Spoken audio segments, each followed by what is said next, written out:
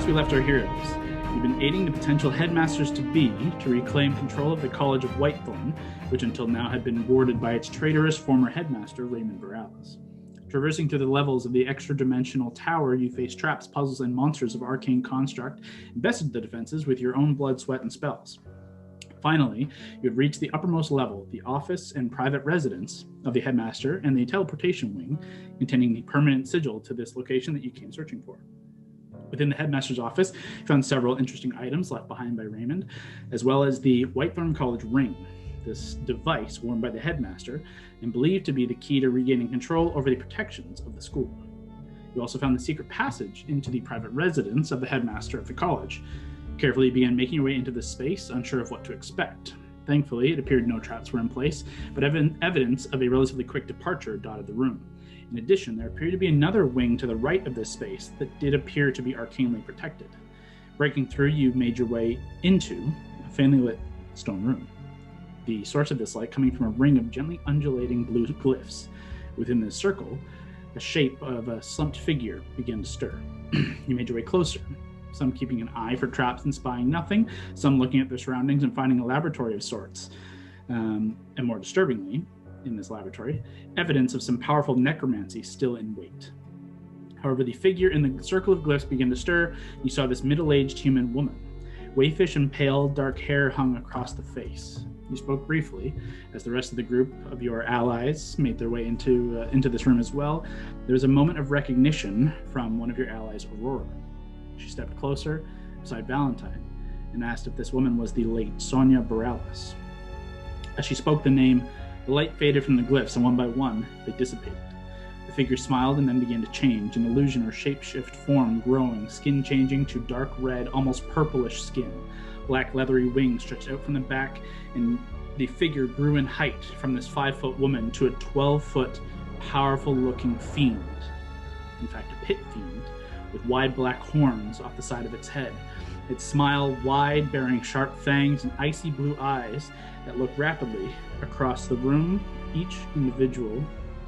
As you all stand in this space, some still out towards the door, and some kind of scattered around. It's not a massive room, but Valentine and Aurora, as you stand directly before this pit fiend within 5 feet, its immense figure now towering over you. It looks down and says, "Well, what a strange turn of events." You see in his hand, as he kind of twirls his fingers, and his hands are as large as your head easily, and he kind of twirls these claws, and within them you see this energy kind of begin to form. You see a thin, long blade of shadowy energy begin to kind of coalesce. And he looks down to you and then continues looking across the rest of the group and says, "Before any blood is spilled, I must know where your allegiances lie. You bear no mark of the vow, yet you must be sent by the old man, no?" Sent by Raymond? Of yeah. So rusty. We love Raymond. Well, we came to this tower to investigate. We haven't heard from him in quite some time. Yeah. Make deception checks for both of you. Shit. Technically, Val, you're not. No, you're deceiving. You're deceiving. Both of you deceive. Welcome back, Scotty. Is this plus this? Yeah. Oh, 13. Mary, are you here? I wasn't on BB chat. Okay, Mary is not here, but I would say Mary is close to Val and kind of reaches up and kind of tugs at the back of your shirt as you try and begin speaking, as Lavender kind of takes over and said the line you say. He kind of looks in Lavender's direction and says, "Well, allies of Raymond are no allies of mine." And he begins to raise his blade high. Whoa, Did I say love? Did I say love? I meant hate. I don't even know that guy, man. I was just nervous. I honestly just thought that you liked him, and you're just so strong looking. Like, look at you. You're so powerful. I was scared. It's okay. He stands tall, kind of like puffing his chest out wide and kind of like pulling back the wings, kind of curl in around and frame his form. And indeed, he does look rather masculine and large. And you're definitely playing into his ego very obviously. And he seems to be very obviously receiving that. Oh my God. But with the blade still kind of in the one hand, still just hovering, you now see in the other hand a little bit of crackle of flame begin to kind of coalesce as well. He says, "Mixed messages make for bloody room." That's Valentine. Valentine's inner monologue cries. That is fair. I'm so sorry about that. So we hate Raymond. He's a punk ass bitch. Sorry for swearing, little Nate. You can't hear. You can hear it. No, I have headphones You're in. gonna get used to this. The pit fiend kind of looks down, kind of quizzical. It says, "Then where do your allegiances lie, if not with him or the vow?" Good question. Our allegiances lie, honestly, in stopping Raymond and the vow. We've had dealings with him and he double-crossed us. It's personal. He betrayed us. One of our own died. So we came here to investigate because we hate that guy. Make a persuasion check. My first roll is a nat 20, but I'm going to roll again because we never even used it. You technically did to continue that conversation. I just Sure. turned it to Lavender instead of you, but I would say both of your like deceptions were fair. Persuasion 18. Pardon me. He kind of stands up and looks across the room, and with a kind of a pop of his hand, the blade disappears and the flame kind of stops. He looks and says, "The old man is a bastard, a betrayer. And we find ourselves in strange bedfellows here, though I see none of you, except for the little one in the back, appear to be threatened by my presence. You are clearly used to dealing with figures such as me." Not our first time at the rodeo. Interesting. Were you lying in wait here for him? He kind of begins to now move around the room. He kind of, as now you're having this conversation, freed from this circle, kind of begins to heavily stomp, moving slightly around the room. He makes his way closer, where the circle was kind of central in the room, but he makes his way to the right wall, where there were three tall glass containers, cylindrical containers with this kind of viscous liquid within, and this faint shadow of humanoid-looking figures held within this kind of these large tubes.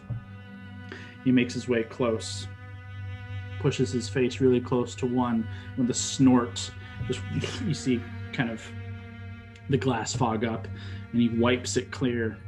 And for those of you who are close enough to see, Mary, Lav, Val, you guys see indeed there is a face, which I think, Valentine, you had already poked into previously, but you see a slightly younger looking Raymond Boralis in this kind of fluid, just kind of gently hanging, eyes closed, mouth closed, just like held in stasis almost. You watch the pit fiend kind of snort and punches through the glass, and it just all this liquid spills out, and it smells kind of odd and kind of acidic almost, and kind of begins cascading around the room. The bits of glass are carried around. Aurora kind of gasps and like pulls herself back. You watch Arthur kind of begin to take a couple of steps forward.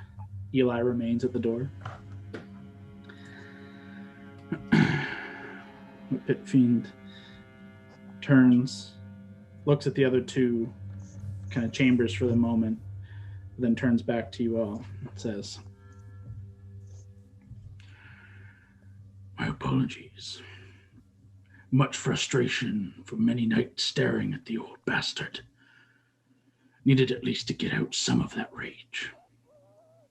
So your previous form, was that forced upon you, or was it your small way of pissing him off? Very keen. It was a ploy, a little thorn, and then hopefully a clear distraction to lure you in. I figure any figure who is going to enter into these chambers is not going to willingly free a figure such as me. But now that we have, I thank you, and I am in your debt. Does that seem legit? Like, is he... can someone roll for me? I have no hands. Kyle. Or you have 4. Do you have your character sheet open? I can have it open for you. I can pull it up. I'm just curious. I know you had the tablet beside you. The tablet fell asleep. That's okay. I'll just open And your the baby didn't. I'll open your character sheet. I rolled very good, so it doesn't even fucking matter. Mary's insight. Hey, you rolled a 28. Not bad. I should roll for myself.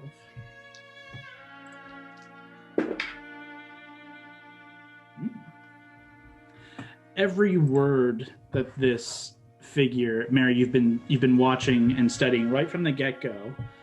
You caught the intonation that he was not ally of the vow nor Raymond before Lavender and Valentine jumped in.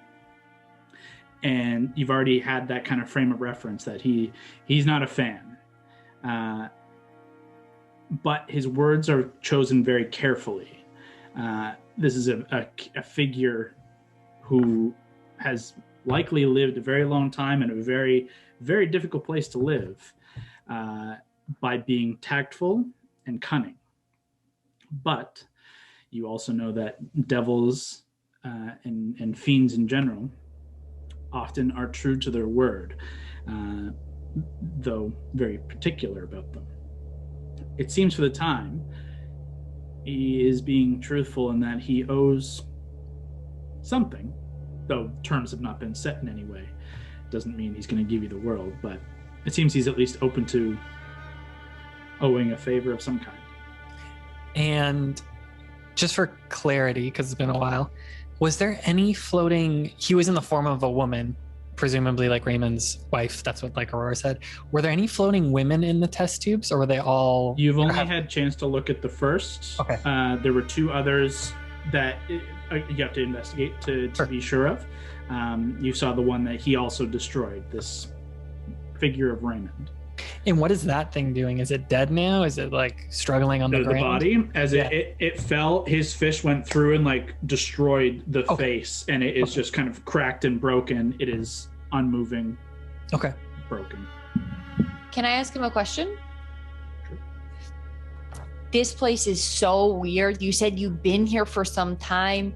What is the reason? What changed? Like, if you trust us, can you tell us a little bit about staring at this guy's face all the time? I would not go so far to say trust. We have only just begun our relations. That's fair. I did lie to you right off the beginning. No problem. We will get used to each other very fast. I'm going to stop talking now. That's like one of the things that I do all the time. I'm so sorry. You gotta just tone it down. Please answer my questions. In time. I have been here for some time. Longer than I care to admit. And this is not my first time in this tower. But my first visit was many, many years ago. The second was trickier. Did he bind you here? You see his face immediately kind of scowl and look down at you, and just the look that you never want to have a pit fiend look at you, like Great. He is willing to skin you alive. But you watch it softens slightly. He says, I admit the old man is tricky.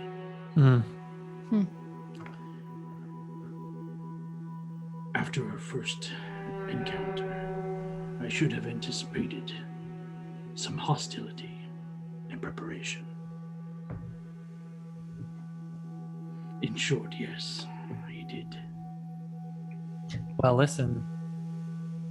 Like I believe you just said, we've only just met. We're only just getting to know each other.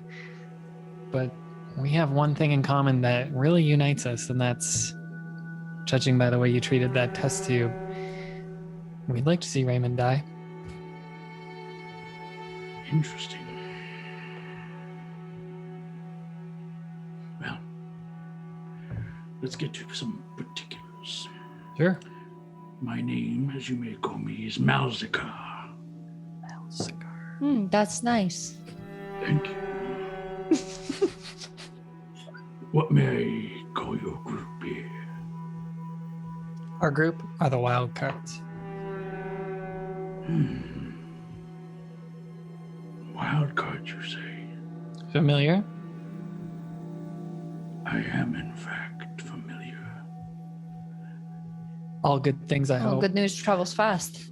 You watch as his eyes he just begins glancing through the room, not longer at any of you necessarily, but this smile very slowly creeps across his face. Mary, there's a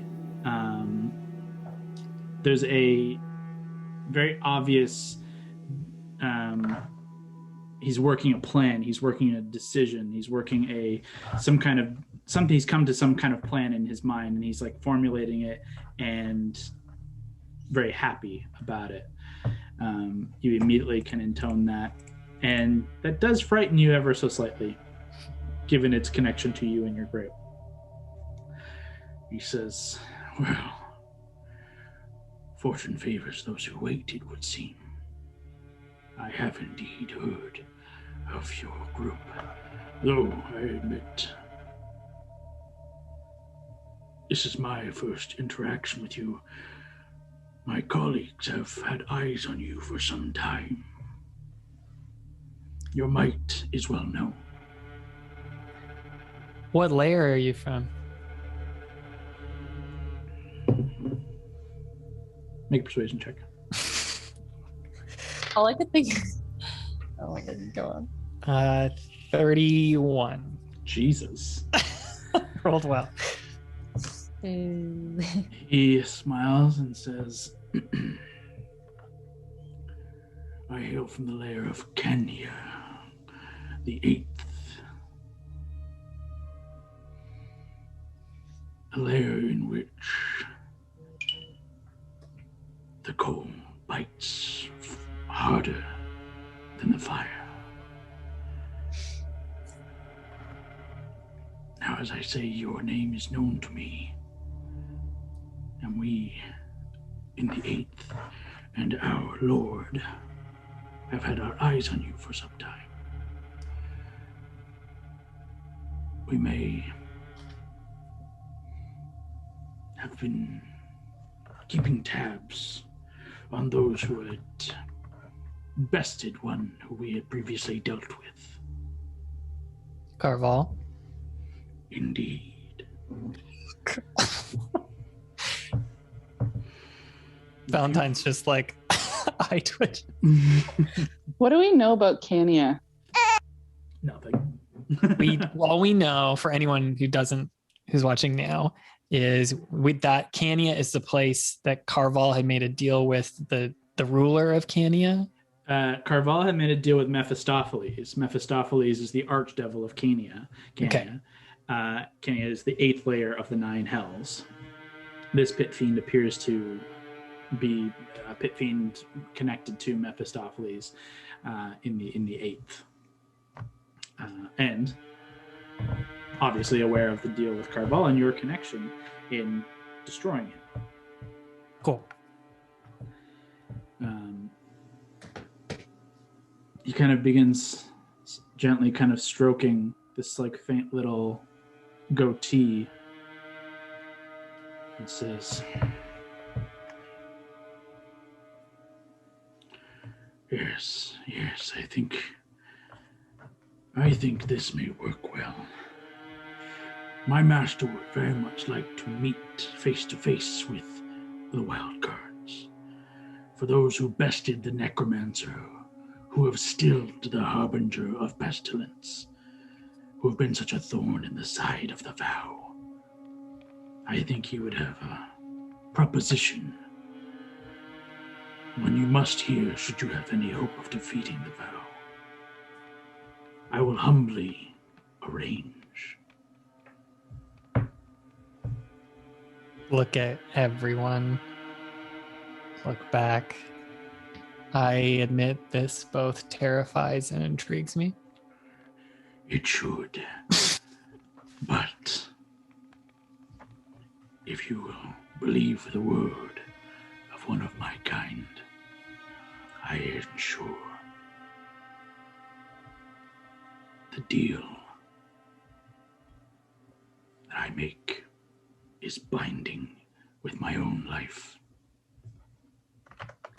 And could we talk about that deal to meet Mephistopheles? Absolutely. What plane are we meeting him on? Oh, he will not leave his home. You will have to travel there. However,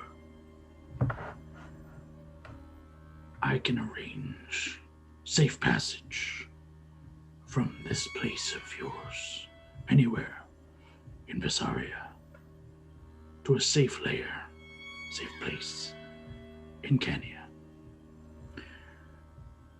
You will have to travel the wastes ever so slightly to reach Mephistar, the Iron Spike. Here Mephistopheles will meet. And the proposal heard.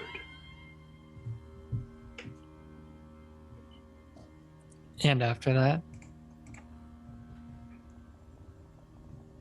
Safe passage home. For all of us who go? Lest you make poor decisions. Ugh.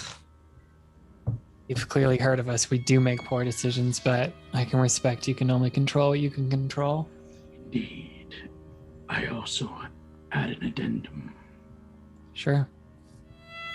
My word is my bond. But Mephistopheles owns all. Should you slight, nothing I say can still his hand. Looks at Hondo. Watches Mary look at Hondo. Hondo's just like digging something out of his teeth with Whisper. You know, like Yes. I can understand that. How soon do you need an answer?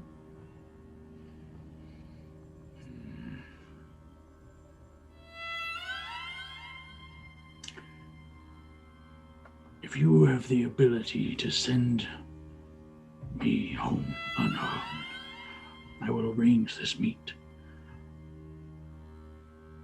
And should you contact within 3 days, anytime within 3 days, that meet will happen. Okay. He reaches into a kind of a pouch, a leather pouch that's on his hip, and he kind of shifts through something and holds out a scroll and says, I will provide you this to contact me and me alone. Okay. And your transport will arrive thereafter. Okay. I like these terms. Excellent. Malzakar, what about getting you out of here? We have ways of transporting through the plains, but I just want to be sure.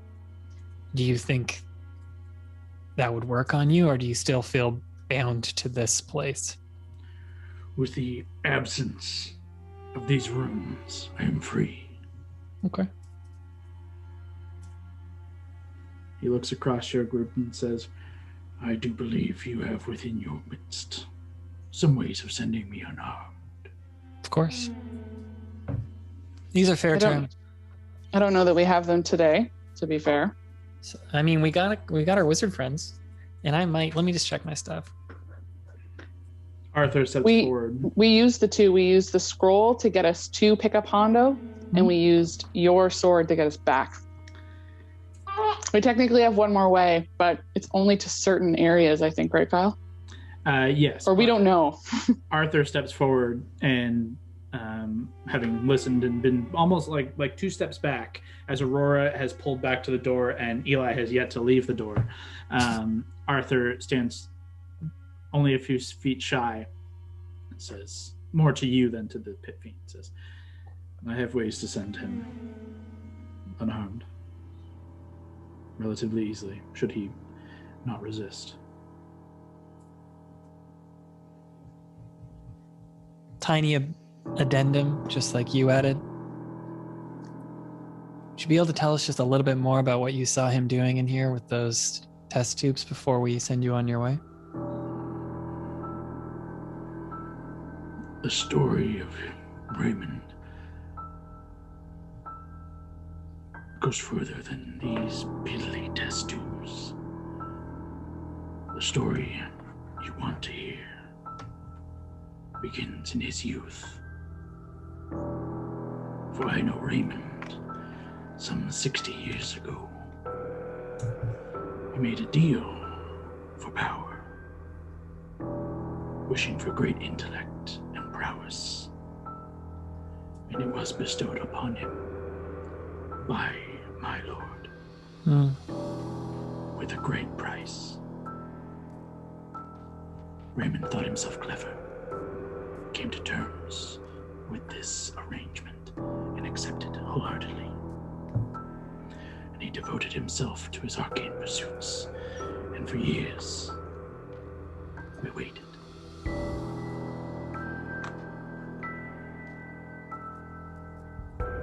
The price we had set, he thought he'd never have to give up, for he thought he never would have.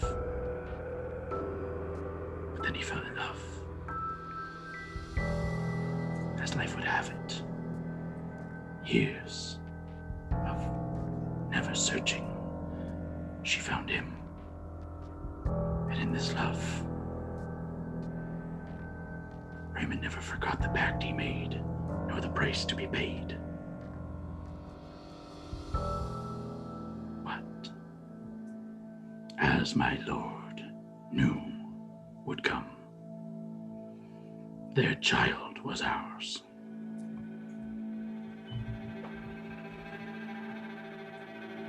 The night I came to claim the prize, Raymond could do me no harm. But Sonia, she fought.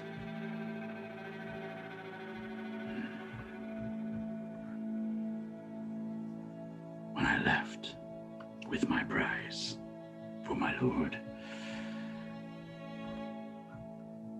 she could bear it no more. We claimed her too.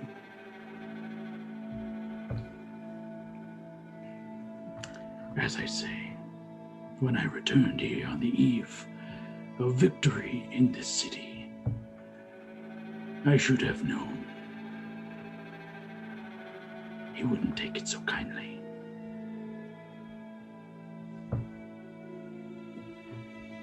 These tombs are but tricks of an old wizard not ready to die, and of a love lost, not ready to be given up. Not my concern. Well, we appreciate that insight. That's good to know. It is imperative you understand 2 things. The lengths to which we can reach should a deal go sour, and the villainy of the one we both hate. Yeah, I don't doubt either of that. So, 3 days or sooner, I do hope to impart that this proposal will be most fruitful for you. sooner we get to it, the sooner he dies. 3 days. If I hear not from you within, I will assume the deal is off. It's fair. Wildcards, does anyone else have any questions for our friend, Mr. Malzakar?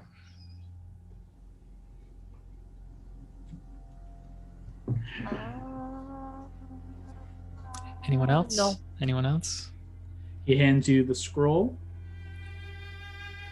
looks to Arthur just over your shoulder and says, I believe our time is done. Give him. Arthur just kind of God. looks to you guys and Mary and everybody. He says, you have to promise not to resist this. I don't have that many spells left. The pit fiend just kind of looks and says, I promise nothing.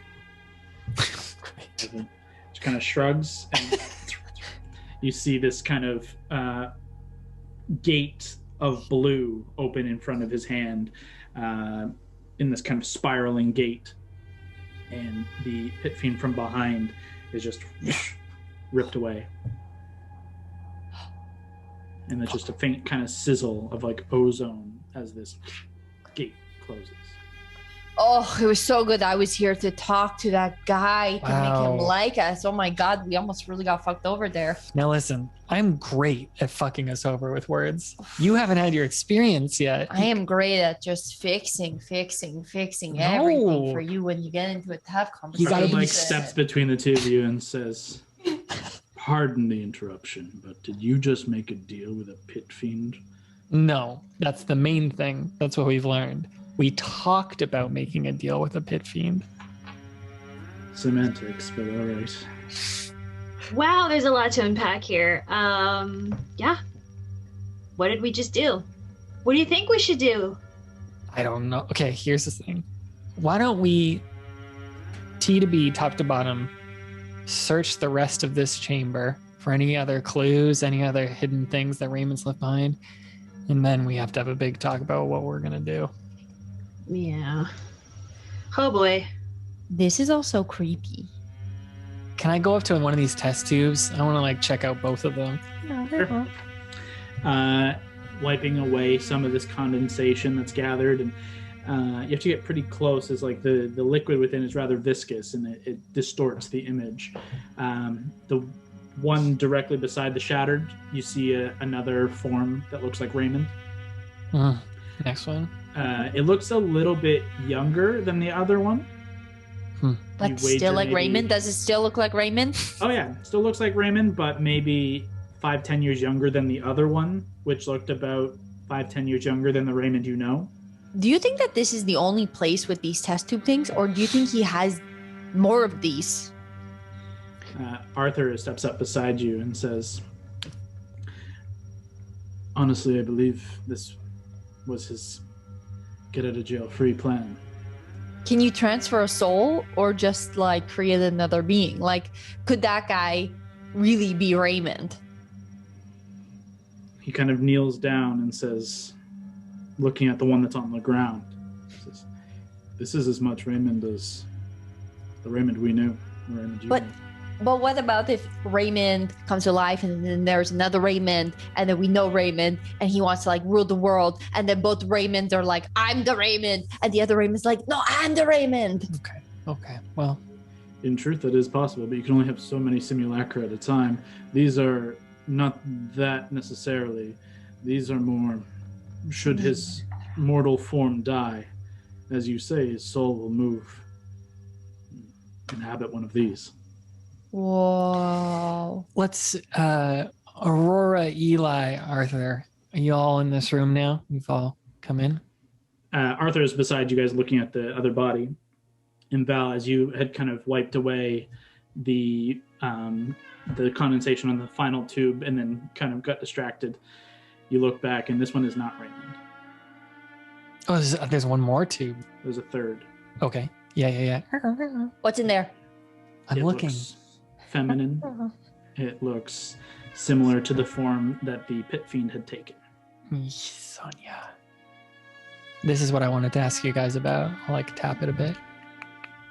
Aurora steps up beside you, and you can see she's not crying or openly distraught, but her eyes are definitely watery. This is a lot to kind of take in.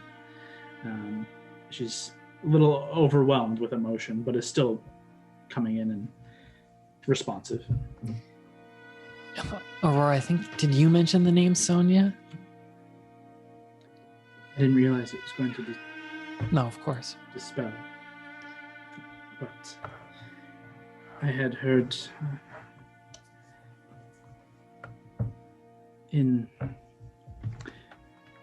the story of Raymond and his true love. It was not a well-known story. How did that version of that story end?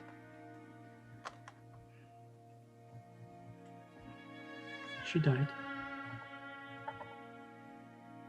She died. The pit fiend was left out, if that Yes. makes you feel better. She died of natural causes. If there ever was a son, I never knew. That was going to be my follow-up. Hmm. My thing, though, is he didn't say kill or murder. He said claimed, which is almost more ominous. Arthur steps up beside you and says, there are more than one ways to send a soul to hell. Yeah. So could her soul still be on a plane? I very Could be much there. believe it's in hell. Yeah. Very likely within Kenya. Can you get a soul out of hell? If you have the right way to transport it. How do you do that? In one of these, nod to the bodies. Can I No, note that that's, also Auric has been kind of flying above because I've been getting her to kind of look at the top of the tubes, and she's just perched on top of one now. She's done looking around. Just sitting looking down at you guys. Get down from there. Get down. Hey, stop telling her what to do. Don't fuck around with that. Arthur kind of rubs his chin, his scruff, and these magics are not supposed to be used. They're not supposed to be, certainly not by headmasters of a school. You can feel the venom in those words. Arthur saying this? Hmm. That's good on his resume. That's a good little note on his resume. Doesn't like necromancy. Doesn't like evil shit. Yeah. What's Eli been? He's been hiding in the door, but what's been his reaction for all of this? The story, did he hear any of it?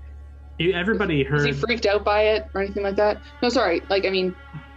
When the story came out, how was it new information? Was it like Aurora where she had heard half of it before? Just trying to gauge his reaction to all of this. I would say, even with your passives, you would have been focused on the pit fiend and your friends than behind you on Eli at the time.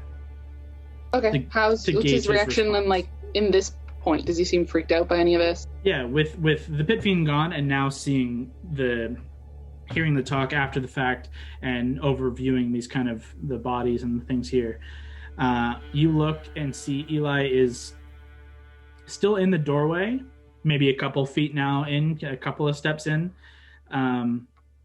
He looks somewhat pale,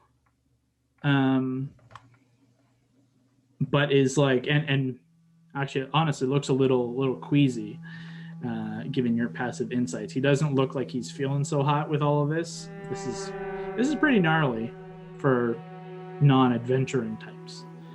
And he's just kind of keeping to the opposite side of the room and just a couple steps at a time, just kind of getting his breath, making sure he doesn't hurl.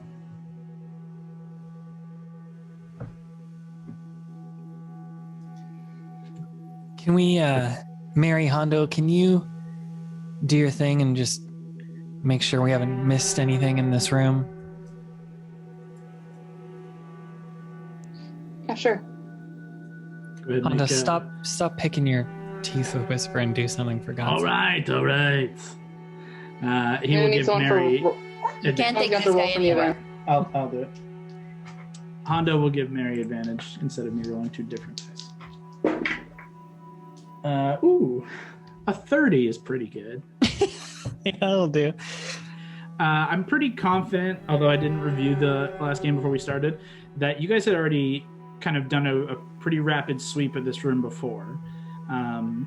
Noting some circle in the middle of the room. There's a couple of like laboratory tables. And it's more or less a workshop and like some elements of like a conservatory. There's like some plants being grown in a certain area. In like the back kind of corner, there are shelves that line the walls. And like there's work tables and there's kind of papers and scrawlings. Nothing that intrigues either Hondo or Mary necessarily. There are what does actually catch your eye that I don't remember if you'd seen before, but we'll go over it again. On one of the work tables, kind of on the same wall as the one you came in, but you're focused on the pit fiend in the middle of the room. There is a work table atop which there are jeweler's implements and kind of various tools, like a big magnifying glass on kind of a metallic metal arm, and you can see an array of implements on a leather wrap and some cloth and stuff. But Mary, as you get close and you get low, you can see there's like this shards, these thin slivers and shards and dust. There's a faint, familiar kind of purplish gem dust.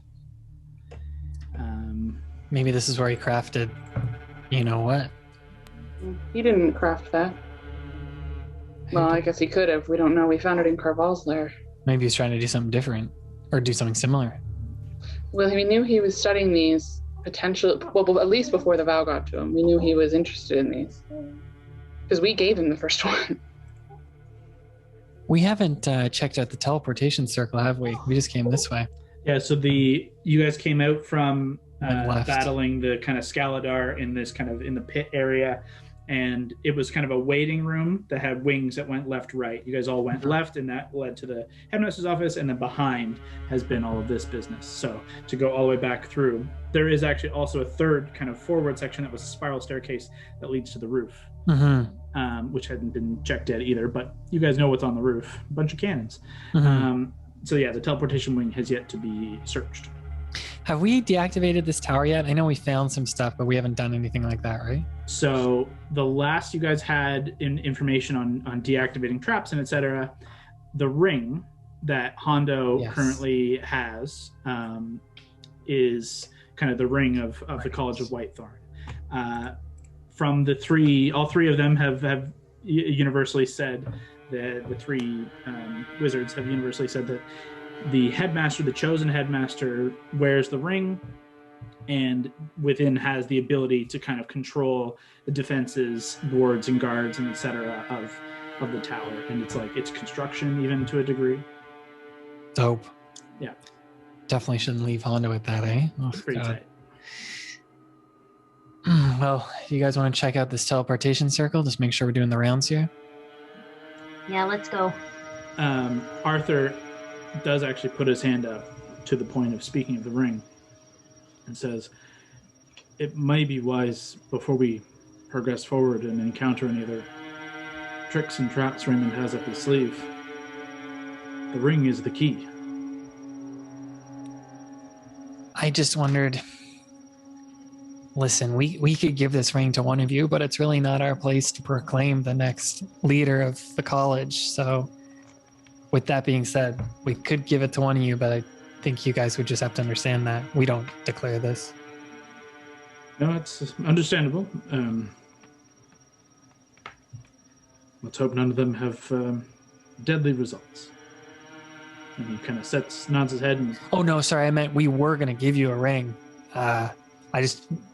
There might be like the king and queen might have a final say too, but I think you're right. Well, then who is it? Could you maybe trade it every once in a while? Let's... We don't want to It takes a time to attune to its power. Do you mind if I just talk to my colleagues about? I think it is fair to say, perhaps we all leave this room. Yeah. We will wait for you within the between the teleportation wing and the office. Okay. If you wish to speak in the office. I mean, at this point, it's just temporary. Who wants to deactivate this tower for the next 24 hours? Arthur kind of just looks around. Aurora, like, eyes down. Eli steps forward, though, and says, "It is my expertise in abjuration. Many of these guards and wards fall within my jurisdiction of study. I will have the ability to deactivate and control, and I'm willing to relinquish power with no confrontation." Inside chat! I like that you volunteered. You like that he volunteered? Yeah, I like that he volunteered. I would like this super powerful ring that controls the Mage's Tower. I mean, I'd like that someone would want to do that. You like the initiative. You rolled high initiative. Mary, you gather that Eli's truthful about everything that he said. Actually, there's no deception to it, though. You can hint. You can easily tell there's a hint of he's using the reasons that this is his expertise that to kind of be like, yeah, I'm the guy. So give me the thing. But it is actually also truthful that what he's saying. So he stands before. Technically, Hondo has the ring out and just kind of waving it around. H, why don't we talk to them in the office and they can wait in the Tele Circle area? Fine. Everybody begins to make your way out of this kind of hidden wing back into the private quarters and then into the headmaster's office. The three wizards continue out. Actually, hold on. No, yes. That's right. There was an effect in the office that was dispelled. Triggers, destroys them. It wasn't destroyed, but it could have been bad. All right, guys. If they're out of earshot, what do you guys think we should do here? I mean, admittedly, what I said is 40 minutes for 24 hours. I don't think any of them would abscond with it, just based on what we've seen so far. Who would be your pick for the person? Let's just go around the room. You don't have to explain it. You just say who you think. Brawley, who do you think? Arthur? Okay. Not Aurora. Not Aurora. Okay. Not Aurora. As much as I love her. Great girl. Yeah, I pick not Aurora. I don't know. I don't even care. Okay. Mary, who do you think? Bitch. Admittedly, I don't think any one of them. I don't under. The ring complicates things. Give Mary the power. To give me the power to run a giant wizard tower that I don't understand, and teach students. Oh my god, that would go so poorly. You'd be such a good teacher, though. Would she? Oh my god, Brawley, don't you think Mary would be such a good teacher? No, I don't think so. I think she would, actually. If it was something I knew about, maybe. Yeah, like fighting and street brawling should be perfect. Kick the shit out of them. That'd be a good lesson. If I was in your class, would you give me a good grade? No, I wouldn't, for sure. What's the? You know, okay, we're getting distracted. Hondo, what do you think? Hondo, what do you think? Well, like Arthur. All right. Gord, what do you think? Surprising. I agree with Hondo. I actually like Arthur too. I think he's been the most level-headed. I really liked how anti-necromancer he wasn't there. Yeah, plus, Eloy's a bitch. Okay, well, I wouldn't say that. Go to sleep. So should we give Arthur the ring now and just be like, hey, can you start to deactivate this stuff? Yeah. I mean, Now the other thing too is if we're still unsure, we could always see how Eli is with it. I wonder part of that, we give it to Eli, see how the other people react to it. Yeah. That's what I mean. That's admittedly why I asked who wanted it. I mean, we can just say, you know what? Yeah, here, Eli, you made a fair point. We had there's a lot of things to deactivate. Why don't you see how much he can deactivate in the next 24 hours, and then we're not showing a hand.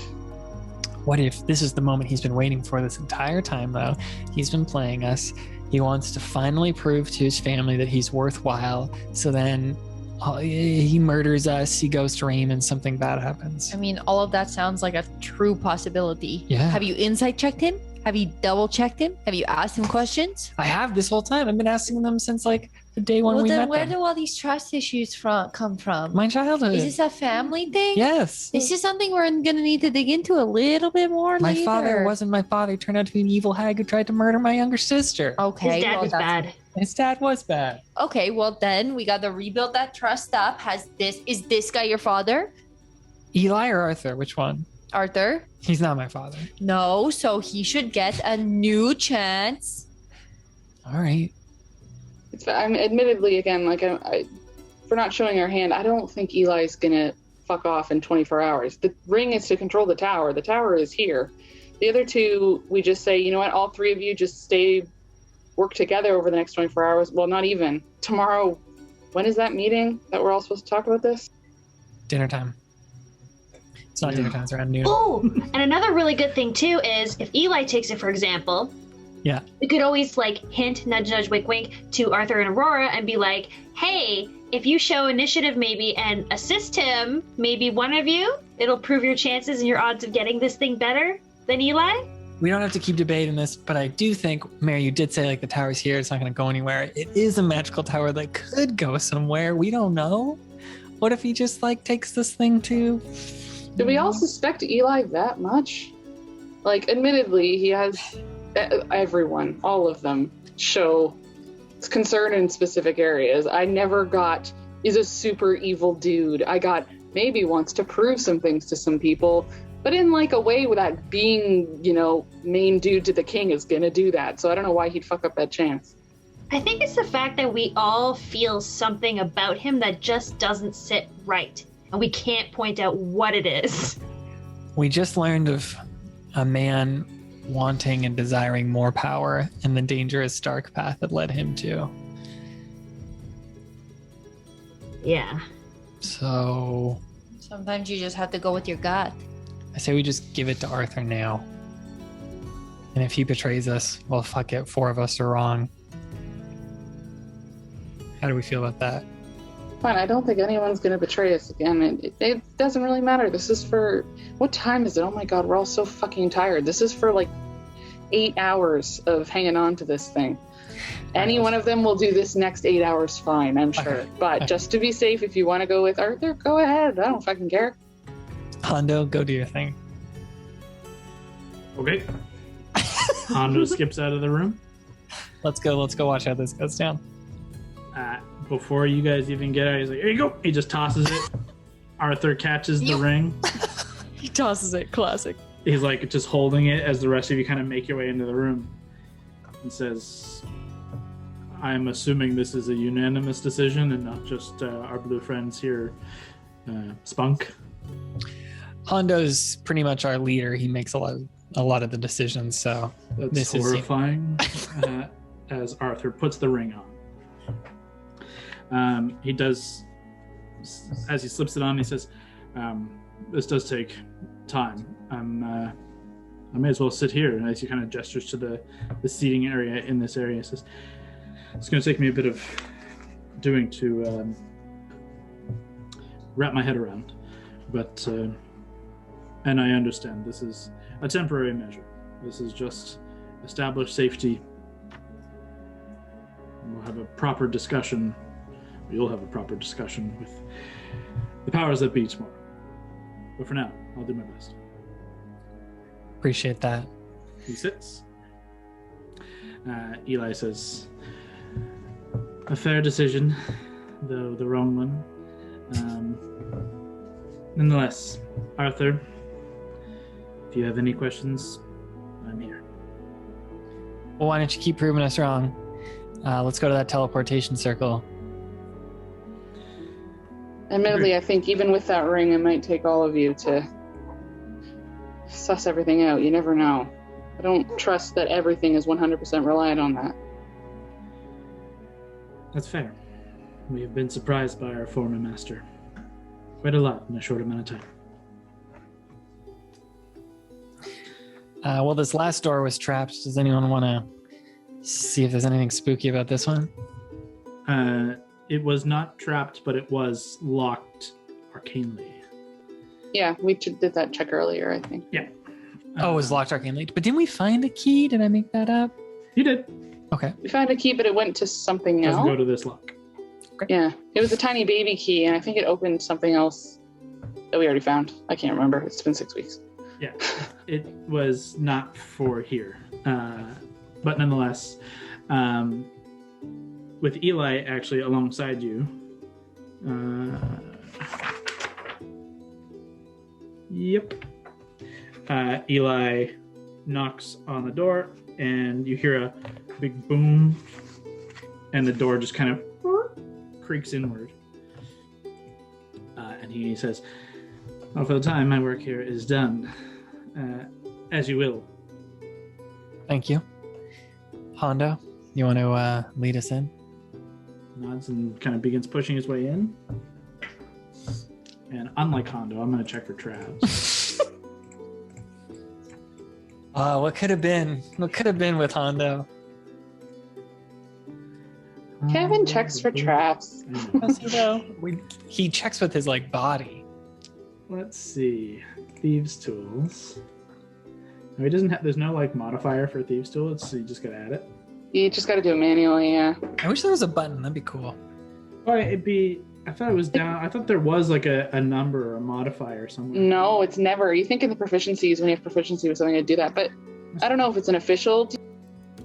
It's fine. He's got expertise. Yes. Hondo's expertise in thieves' tools.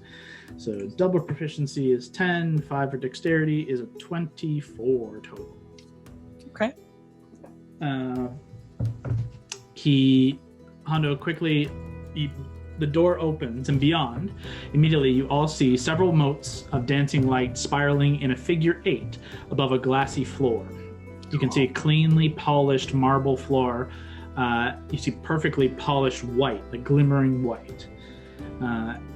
In a 10-foot radius in this, it's not a massive room, but in a 10-foot radius in the roughly middle of the room, you can see set within in white, bright blue, intricately drawn series of glyphs and sigils that look somewhat familiar to the circle that you just found a pit fiend within, though this is more familiar to, at least to Valentine and to some of you who've utilized teleportation circles, as what seems to be a permanent sigil embedded within the actual tile, the marble tile of the floor. It is, from a distance, difficult to tell the intricacy, and you would have to be on top of it to properly scribe it. However, there appears to be nothing else in the room. The walls are this black, maybe tile or stone. It's hard to kind of tell within the dancing light without getting up close. But in the center of the circle, you can see a couple of weird little things. Oh God. There's a tarnished looking candlestick holder. There is a silver water jug, another smaller kind of candlestick, and what looks like a small circular disc of metal. Difficult to tell from a distance. It's just random shit. Are they just lying there? Or are they hovering? No, it's just sitting on the ground. It just seems weirdly out of place. In the circle, they'd arrived there? It's in the circle. You're not sure how. or why. Is the circle, are the runes glowing? Does it appear to be activated, or are they just etched in the ground? The circle and the rune itself seems dull. It seems to be the same level of light and responsiveness as the marble tile of the whole room. It glimmers almost as if the blue of the actual sigil was inlaid blue tile, is how it appears. Our boy. As Hondo, you just unlocked and checked for traps in this room, and it is clear. Fuck me. Hey, Hondo. Hondo, we met a pit fiend. He turned out to be nice. We talked to him. Fortunately, he didn't fuck it up for us. And potential trip to the 8th layer of hell in our future. We'll talk about it later. But right now, we're in the teleportation circle room. We just walked in that circle. There's a couple items lying in there. We don't know if they're trapped or anything. There are 2 candlesticks. There's a single or silver water jug and what looks like a very small metal, like platinum or silver kind of disc. Can I go to the edge of this circle? Yeah. Don't want to step in yet. Make your way into the room. A couple of footfalls on Hondo's kind of all cleared. Each footfall from like your leather boots kind of makes this kind of weird echo sound in the room. It's weirdly hyperbolic, this almost vacuous chamber of like no air. It's weirdly still. Can I try and get a closer look at that disc in particular? Yeah, as you get closer, it is very obviously a pocket watch. What the fuck is Like going just a closed pocket watch. From a distance, it just kind of looked weird, but now that you're on top of it, it looks like a pocket watch. There's a little chain. So I have 2 theories. Okay. First question, we've established you can't scry on a random item, right? I'm thinking, or can you even teleportation circle a random item? Can you just like chuck something in a teleportation circle and will it go? I'm trying to think if someone could put that in here to spy on people. I don't know. And I mean, we've been able to do. If you want, Val, you can make an Arcana check. Sure. Gord, Hondo, you could also make Arcana checks if you wanted. 23. If anyone else wants to try, just out of curiosity. First roll. 6 weeks later, what does he get? Natural 1. Oh no, there's an official app now too. I love the bandana, by the way. Oh yeah, it looks good. The headband. Thank you. Let's see, 12. And my Arcana is 15. Okay.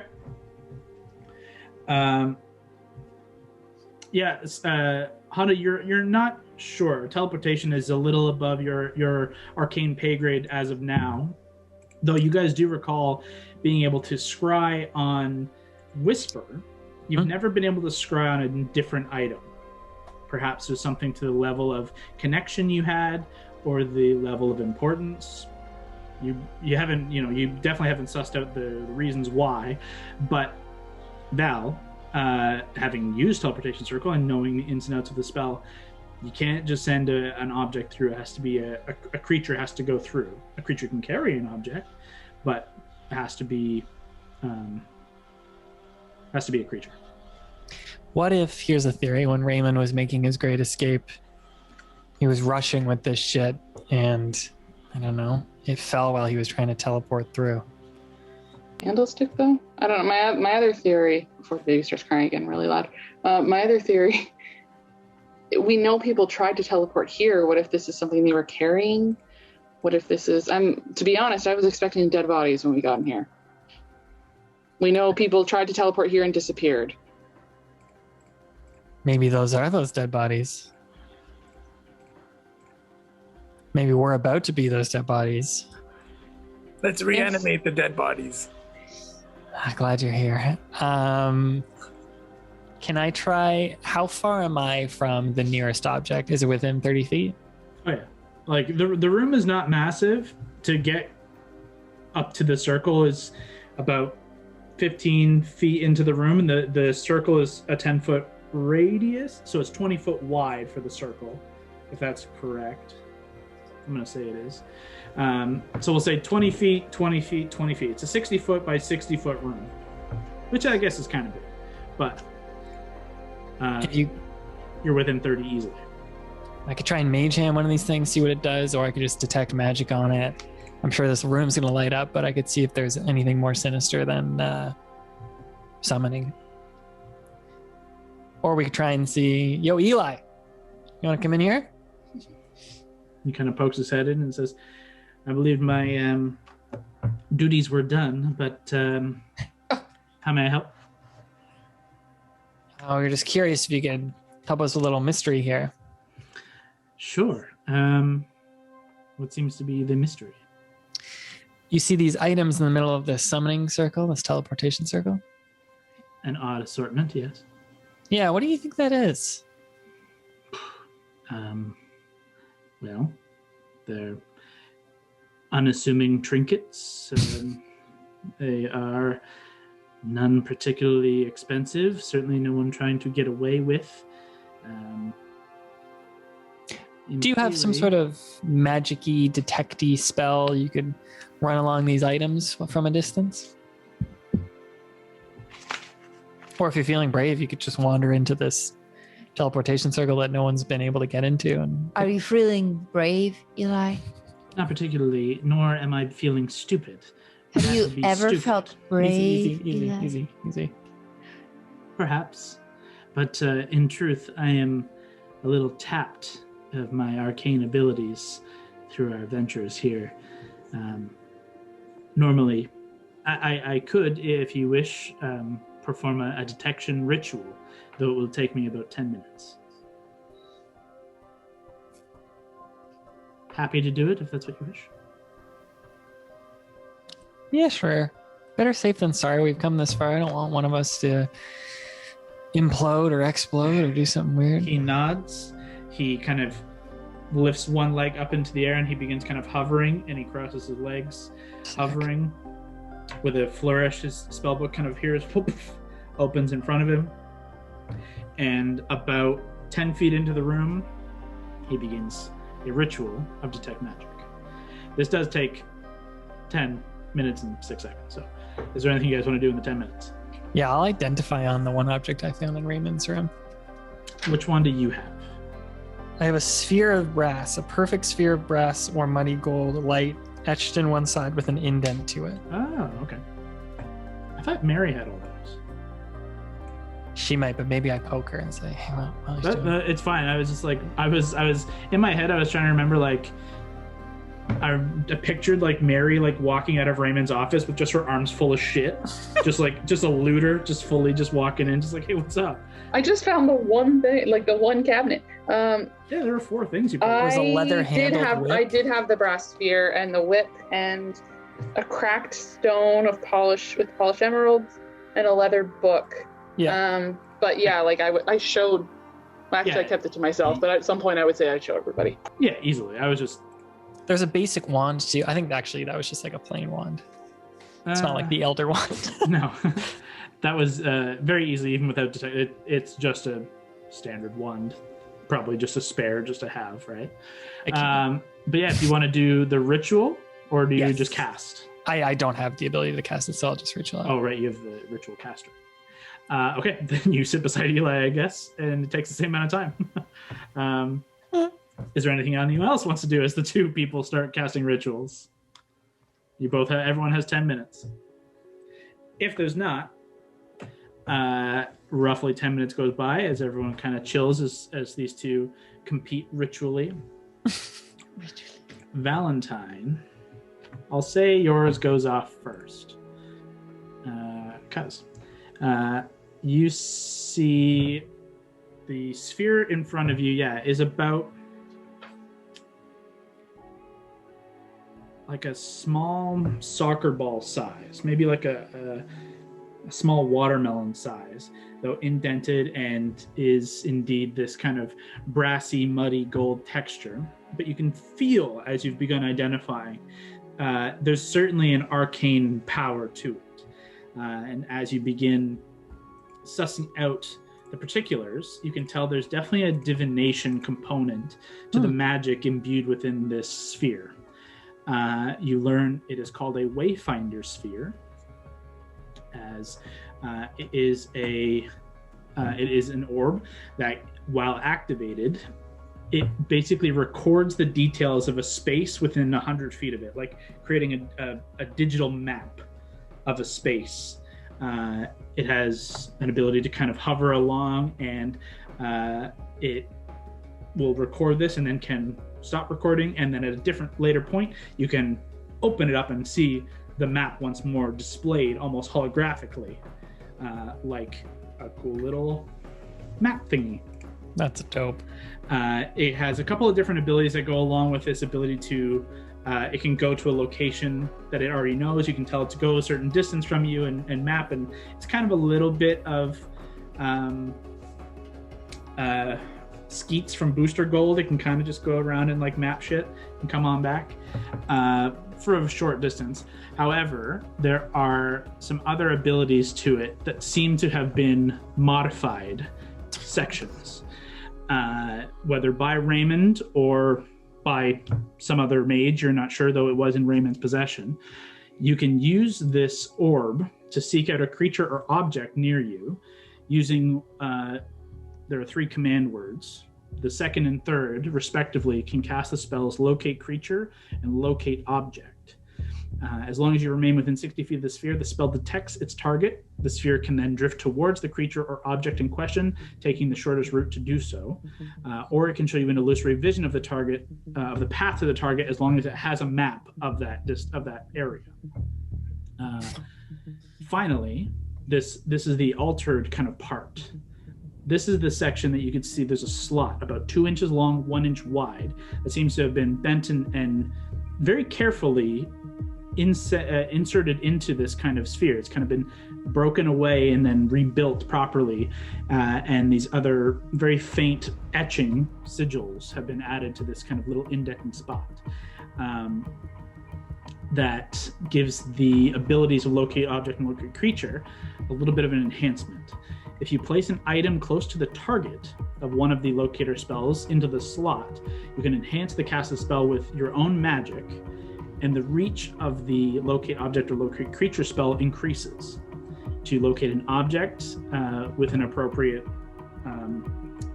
item connected to the object you're trying to find, and you expend a spell slot, the range increases by 1,000 feet for every slot above second. And to locate a creature, the range increases by 1,000 feet for every spell slot above fourth. So there's a little bit of very specific intricacies that you can kind of work on with this little Wayfinder Sphere. Are all those details in, like, is there an object in D&D Beyond? Yes, it is a Griffin Saddlebag item that I've kind of modified. Dope. This is great for relic hunting. Holy shit. It's called a Wayfinder, one word, Sphere. Damn, that's dope. I put it away as I notice Eli rustling next to me. Eli finishes his ritual at the same time, though you don't see, though he sees this cascade of energy before him in a 30-foot kind of sphere in all directions. And immediately everyone watches as he kind of blinds himself as this space just is blinding with the auras of conjuration, as you would expect from a teleportation wing. Though kind of with his hand up over his eyes, kind of rubbing his eyes, he says, well, obviously there's conjuration, but I did admittedly get a sense of transmutation from the center of the circle. Am I done now? Because I think I might be blind. Yeah, that's real helpful. That was very brave. Thank you. Didn't feel brave. All right. So, whoever said that idea, that's pretty brilliant. That maybe people teleported here and then were instantly. Eli, before you leave, rubbing your eyes, didn't you say one of Raymond's specialties is transmutation? He is a transmutation specialist. Yes, 100%. That is his area of expertise. Would you say about 4 people tried to get in this teleportation circle? Certainly possible, given the 4 items there. We only have had the inkling of one. If you recall, one of our students seemed to have attempted, and we have yet to locate her. In theory, that is a powerful protection he would have had placed there to turn someone into an object such as that. It's evil is what it is. About as evil and twisted as making clones of yourself and making a deal with the devil for power? On par. Yeah. I don't think anyone should walk in this teleportation circle till Arthur's done trying to deactivate this stuff. I think that wise. carefully step back from the circle edge. And Val, can you still like transcribe it into your book despite like without going into it, or is that like? I believe Kyle said I'd have to be in the middle to fully understand it. You would need to get more or less at least on the edge, and like honestly, the way I imagine Valentine scribing is almost like replicating it in his notebook in like a drawing as closely as possible, which would require getting very close and probably touching. And if the fear is that touching this will turn you into something, then not wise. Well, maybe a couple of you have the ability to pull something from a distance, right? What if we just remove something from the circle and see if that does anything? If not, Bucket will leave the rest. That was it. Can I try and use the Wayfinders thing to make a map of this room and the circle on the ground? You use the tap the orb twice as an action. You activate it, and immediately it just all of these kind of sections just kind of pop out, and you can see this faint kind of blue light kind of emanate out, and it kind of hovers up to about head level, and then it kind of begins to kind of just like make its way around the room, and just kind of like a Roomba, just like around the perimeter. And you can watch the light is kind of cascading out and catching the angles of everything. It does take a little bit of time to go all the way around the room, but it'll come back to you as long as you're within 100 feet of it. Yeah, cool. Maybe I just wanted to see how this works too, Mary. Maybe this would help me understand it later. We can find out. After about maybe a minute, it returns to you and kind of stops hovering and just kind of sits there. Cool. Can I tap it? How many times do I need to tap it to show me? I'm trying to read it. I didn't read the manual, so let me just tap this a couple times. I think you just tap it once, and oh no, you have to say where what it is. You tap it and you say the location. Teleportation circle in the Mage's Tower. You see immediately this kind of hologram, it hovers up, holograms out in this kind of rectangular box, and you can see the dimensions of the room. You can see a faint kind of circle on the floor, but it does not give you enough detail to utilize as like being able to describe it from that. But it gives you just like there's an idea that there's a circle on the floor in detail, but it just gives you a 60-foot by 60-foot square room, and it shows the objects in the middle of the circle. God, how cool is that? But it's just kind of this blue light structure. It's dope. All right. Tap like a camera and a hologram creator at the same time. That's cool. Yeah. It's Red Wing, Gord. Just floats around, shows me stuff. It is. Kind of. If you guys want to wait the next roughly 40 minutes, that would be about enough time for Arthur to have the ring done. But you have that time to decide if you want to do anything else. What time is it? You're not sure. You guys are inside. Yeah. It's late. You know that. You guys came here after dinner. When fighting and battling and moving for a couple hours. When Brawley and I went outside, wasn't it night? Oh yeah, it's you came here at night. You started this at night. God. Well, it was still night when Brawley and I were outside. Well, it's winter, right? So like days end earlier, and it doesn't feel like you've reached into the levels of exhaustion, but you imagine it's getting close to like we gotta fucking sleep or push. Why don't we wait for Arthur to finish and then hopefully just get out of here? Okay. Unless you have any objections or anyone wants to do anything or say anything in the next half hour.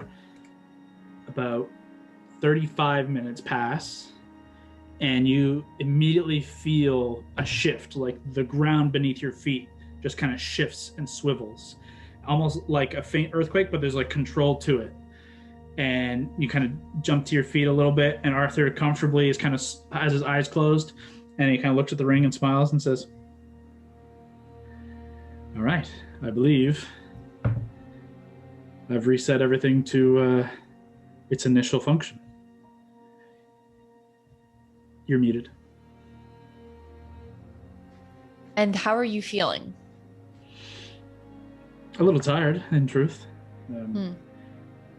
Took a lot more work than I anticipated to concentrate on this. There is a vast amount of power connected to this place. You can feel, with this on, the energies of all of the arcana that is running through this tower. We are in an extra-dimensional space, a different plane almost. It's truly amazing, and you don't realize until connected to it. It's fascinating. Do you feel yourself, like emotionally, not just tired? Yes. I do not feel as if I've been hindered by any force. I am on myself. Have no fear. Okay. But I appreciate you checking. When at some point, Kyle, sorry, I couldn't get off mute fast enough. During the, when we were waiting, could I just check in with Aurora? Sure. Just literally asking how she's doing. She looks shaken up. She definitely looks shaken up, and she's not very talkative, but she does answer any questions you have. For the most part, she's just kind of like in a weird shock. It's probably the best way to put her reaction to everything. Been a long fucking day, and there's a lot of weird shit. I'm sure we'll all take a few days to process it. Yeah, She kind of looks around for a second and leans into you. She says, I'm not sure I'm ready for this. This was a lot. It's gonna continue to be a lot, but you don't know until you do it. None of us are ready for any of the shit that we're thrown into. I know I'm good at this. I know I'm good.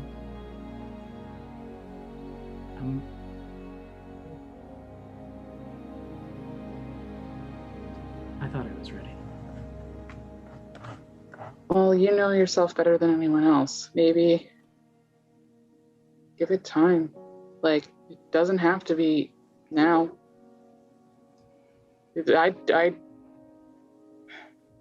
For all this shit, I don't believe in a single leader and a single hold of power anyway.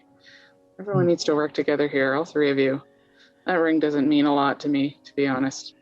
No, but if there's a way to kind of split the responsibility and have some checks and balances, maybe that's the best way. Exactly. Too much power for one person, too much room for error and pressure. Yeah, I like to. Just walk away. Easy enough.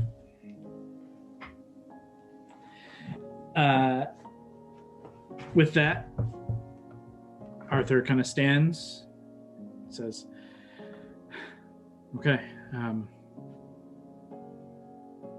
have a better idea of the guards and wards set in place.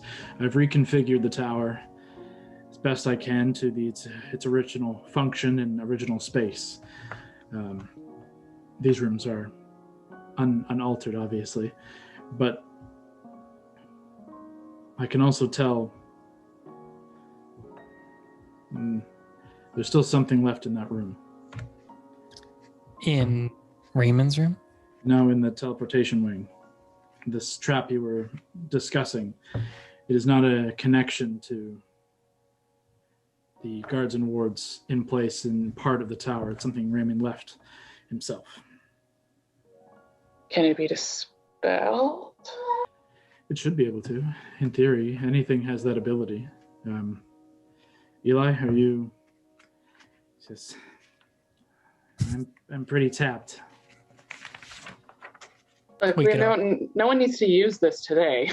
There's time. Yeah, we could always come tomorrow. We could fly right to the roof. Oh, yeah. Are the giant magic cannons not going to shoot us? Or, I mean, we should probably just knock on the front door anyway. Please use the front door. It will be available now. But also, I will prevent the cannons from letting loose on you. Though, preferably use the front door. Yeah, unless it's Hondo flying around there. You have full rain, Hondo. Pew, pew. He kind of looks at Hondo and says, "Could be a good challenge for you." I'm always up for a challenge. I thought so. Arthur does say, I have a little bit left in my tank. I can try and get rid of that in there now. Or, as you say, this sigil's not going anywhere. We could regain our reserves tomorrow. Why don't we do that? Be rid of this and prepare yourselves to scribe as you please. Yeah. You could do it before tomorrow's meeting. Sure. Say meet back here for 11-ish. Yeah. Meeting at noon. Quick little brunch. Make sure we feel good. Walk it off. Come to the tower. Do that. Then go to the council meeting. Sure. Perhaps he looks to the other two and says, perhaps we delay studies for a couple of days, just in case. Feels fair. So, I think I'd honestly rather leave through the roof just because it's right there and it's so quick. Is that all right with you guys? I was looking at Aurora and Eli and Arthur. Yeah, the Aurora just kind of shrugs. Eli has no response. Arthur says, as I say, yeah, the cannons will not loose on you now. The passage is just up those stairs. He looks to the other two and says, I was able to outfit some extra rooms if you wish to find your old quarters. We can get some rest here. It's kind. Wildcards, you want to go home? Oh my god. Yes, My room. I know. Second day in your room. I can't wait. Easily enough, you guys are able to find your way up and out to a very crisp breeze outside in the early morning hours of Arendelle, though in a rather picturesque look from the top of the tower here. You're able to look out across the King's Bay in this faint kind of snowfall with a not full moon, but a waning moon kind of lighting the otherwise clear sky.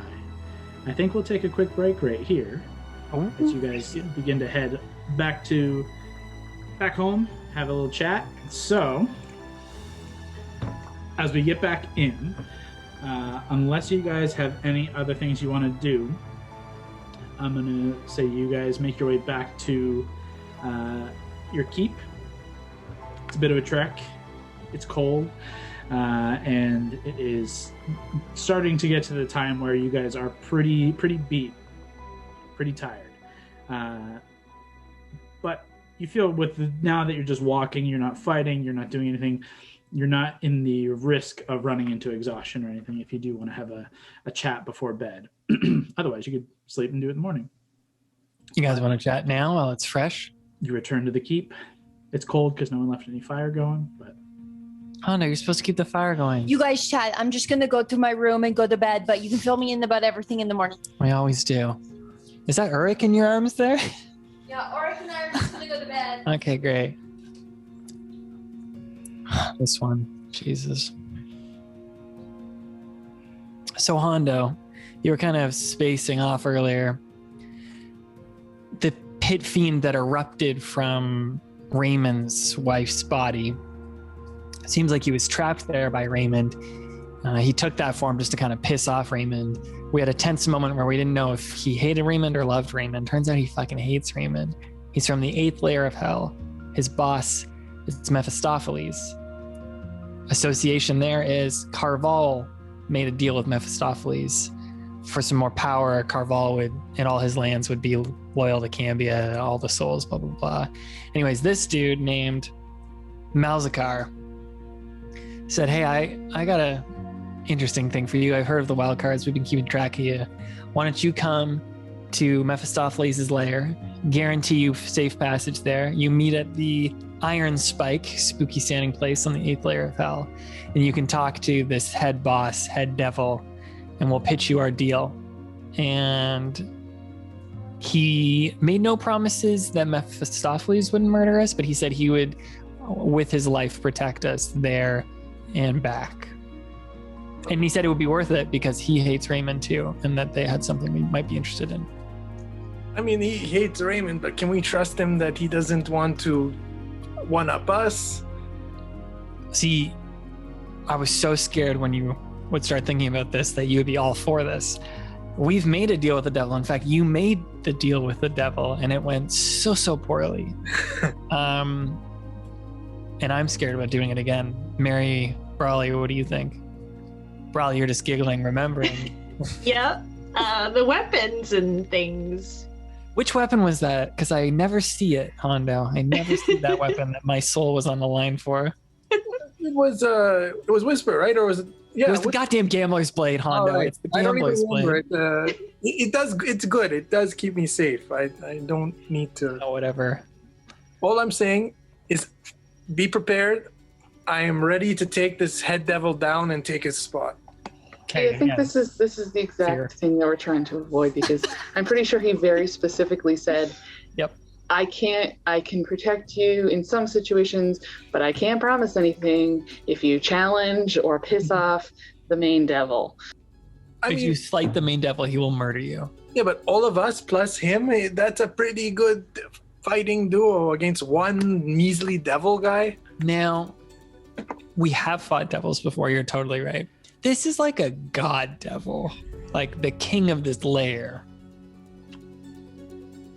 Okay, let's see what we can do. Maybe we'll use him until he kills Raymond, and then we'll kill him.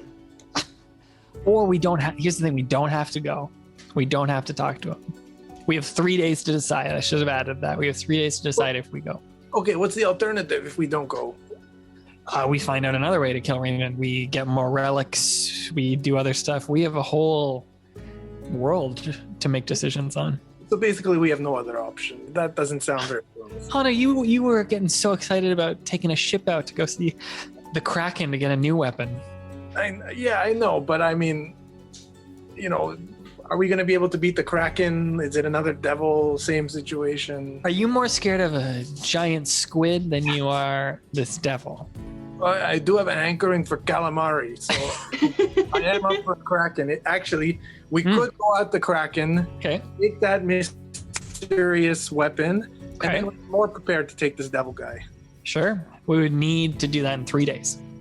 No problem. I was more interested. Gust of wind, and it will push us even further on our ship.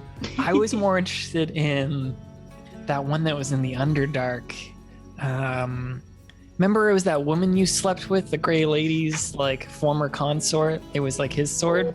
Yeah. We can take that. And she was like, "You got a good blade, but you should get Dawnbreaker." We can do that. And now with this thing, take out the Wayfinder. Wayfinder. I already fucked it up. Wayfinder's sphere. It'll help us find some of these things. Mary, you look tired. Why don't you take 5?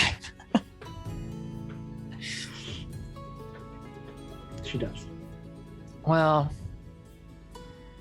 let's not make a decision. Before she does have 3 items that she sets before everybody and says, Oh, hey, I found these. I don't know what to do with them, so I can identify them again if I have 10 minutes. each of them individually. Fuck. Yeah. I don't want to get too tired. Maybe we should just do this in the morning. So long rest it, and we'll decide tomorrow. Yeah, let's have a long sleep and we can decide some things tomorrow. If no one has any crazy dreams, then we go for the devil.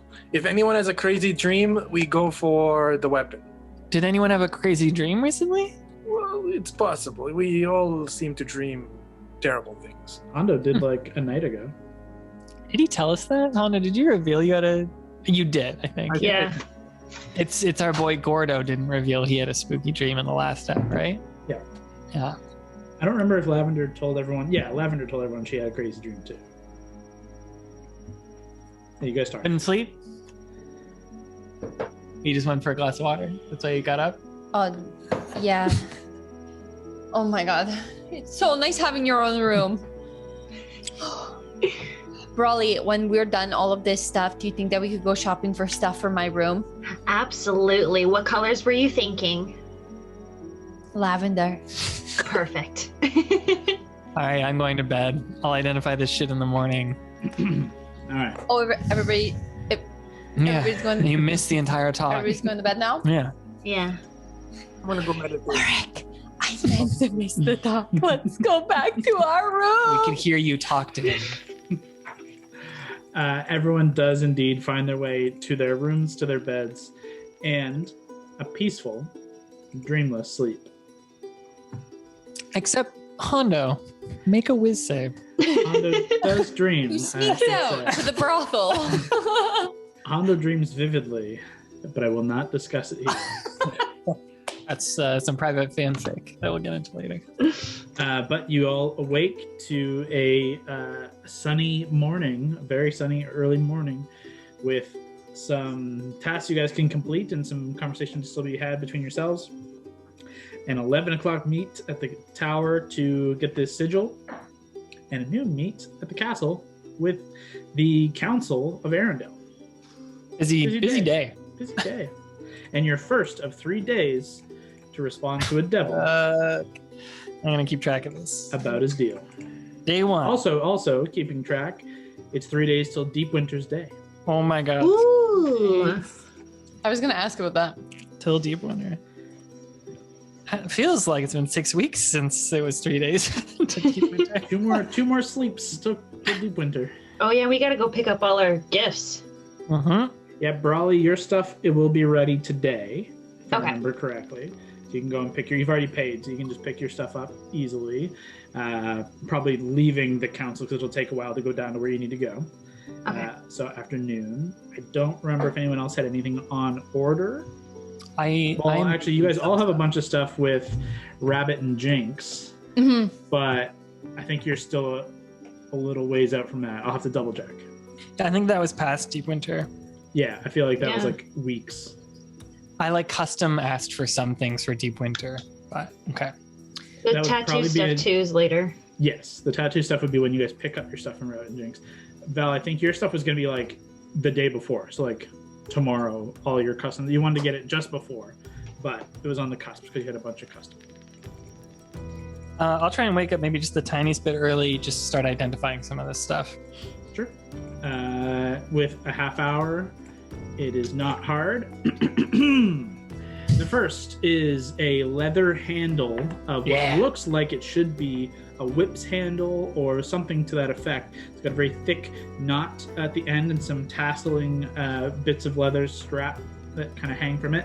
But at the part where the whip end should be, there's this kind of metal ring that is kind of dark in the inside and kind of smells a little sulfurous. As you identify it, it is indeed a whip. It is a torchbearer's whip. It can be used as a whip, has the light property and deals fire damage instead of slashing, as when held, a magical flame forms at the top of the whip's handle. It gives off a bright light of 20-foot radius, dim a little further, and has a 10-foot long reach and can be used as a whip, but dealing fire damage. The fire does not hurt you nor light your stuff on fire, but it can be ignited and snuffed with a bonus action. Sick. Is that attunement? No, Oh, great. Fun. it's just a weapon. That What's is the range on a whip? 10 That might be feet. good for. Okay, that might be good for Ollie. Can I specifically request that if he uses it, it goes whoopah? Yeah. We will discuss. Whoopah. We'll discuss proper Foley sound effects for it. I will point out one last line that is impactful to it. The whip's flame is intangible, therefore can't be used to bind a creature or retrieve objects, but it can be used to light things on fire Cool. Okay. at a distance. So that is the Torchbearer's Whip. It's in D&D Beyond. You can pull that up. The next is...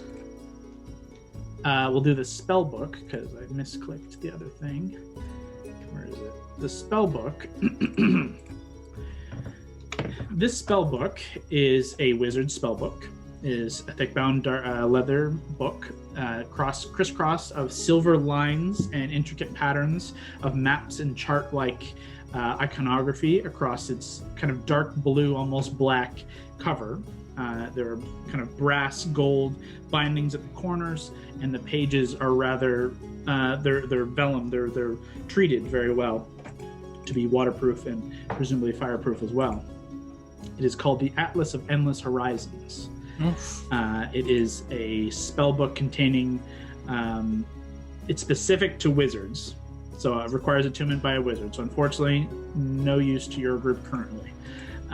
But it does have several spells in it utilized for the purposes of conjuration, teleporting around, and it has some other cool abilities to it, but unfortunately specific to wizards. So even if there was a ritual spell, I couldn't copy it in there? I'm not sure. If it's on your spell list, you could, but the spells are Arcane Gate, Dimension Door, Gate, Misty Step, Plane Shift, Teleportation Circle, Word of Recall. None of those are a ritual. Cool. Okay. So unfortunately, no use to you. What a powerful, bargaining Pretty chip dope. or a gift. I don't know. Mm-hmm. Pretty dope. That was there. And the last item, with the first being the Wayfinder Sphere, the last item is a luck stone. It appears, where is it?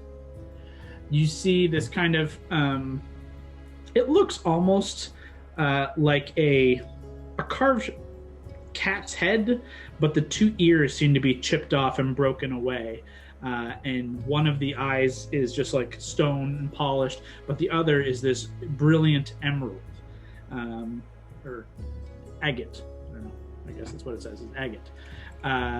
It requires attunement, though while it is attuned and on your person, you gain a +1 bonus to ability checks and saving throws. Cool. It's called the Stone of Good Luck.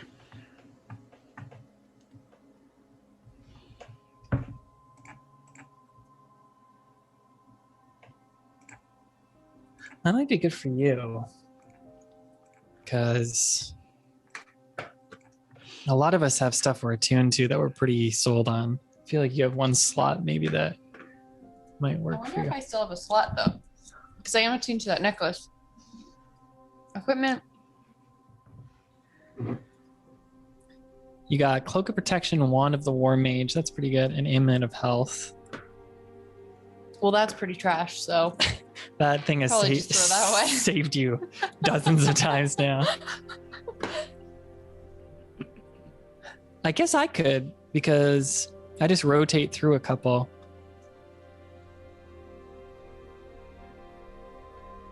I think most of us are pretty full, but I mean, that might be something that if we know there's going to be something coming up or we need someone to be able to... So if no one really wants it, we can just store it in the bag of holding for now. bag of holding. Brawley, what are your 3 attunements? Mine, I've got the ring, the One of your weapons, probably? boots, and is it the horn? And I have the gems. The gem. She has a spell gem. Is that attuned to you? I thought it was. Oh, because we have 2. That's yeah. right. And there was yeah, one but of mine's not attuned. It's only attuned if you need to cast into it. Once it's cast into, then you can just use it. I know all 3 of mine are full. Are taken. Is the other one. Yeah. Stormcrag is one. Stormcrag. Your Champion's Guild Ring and your Boots of Striding and Springing. Yeah. All right.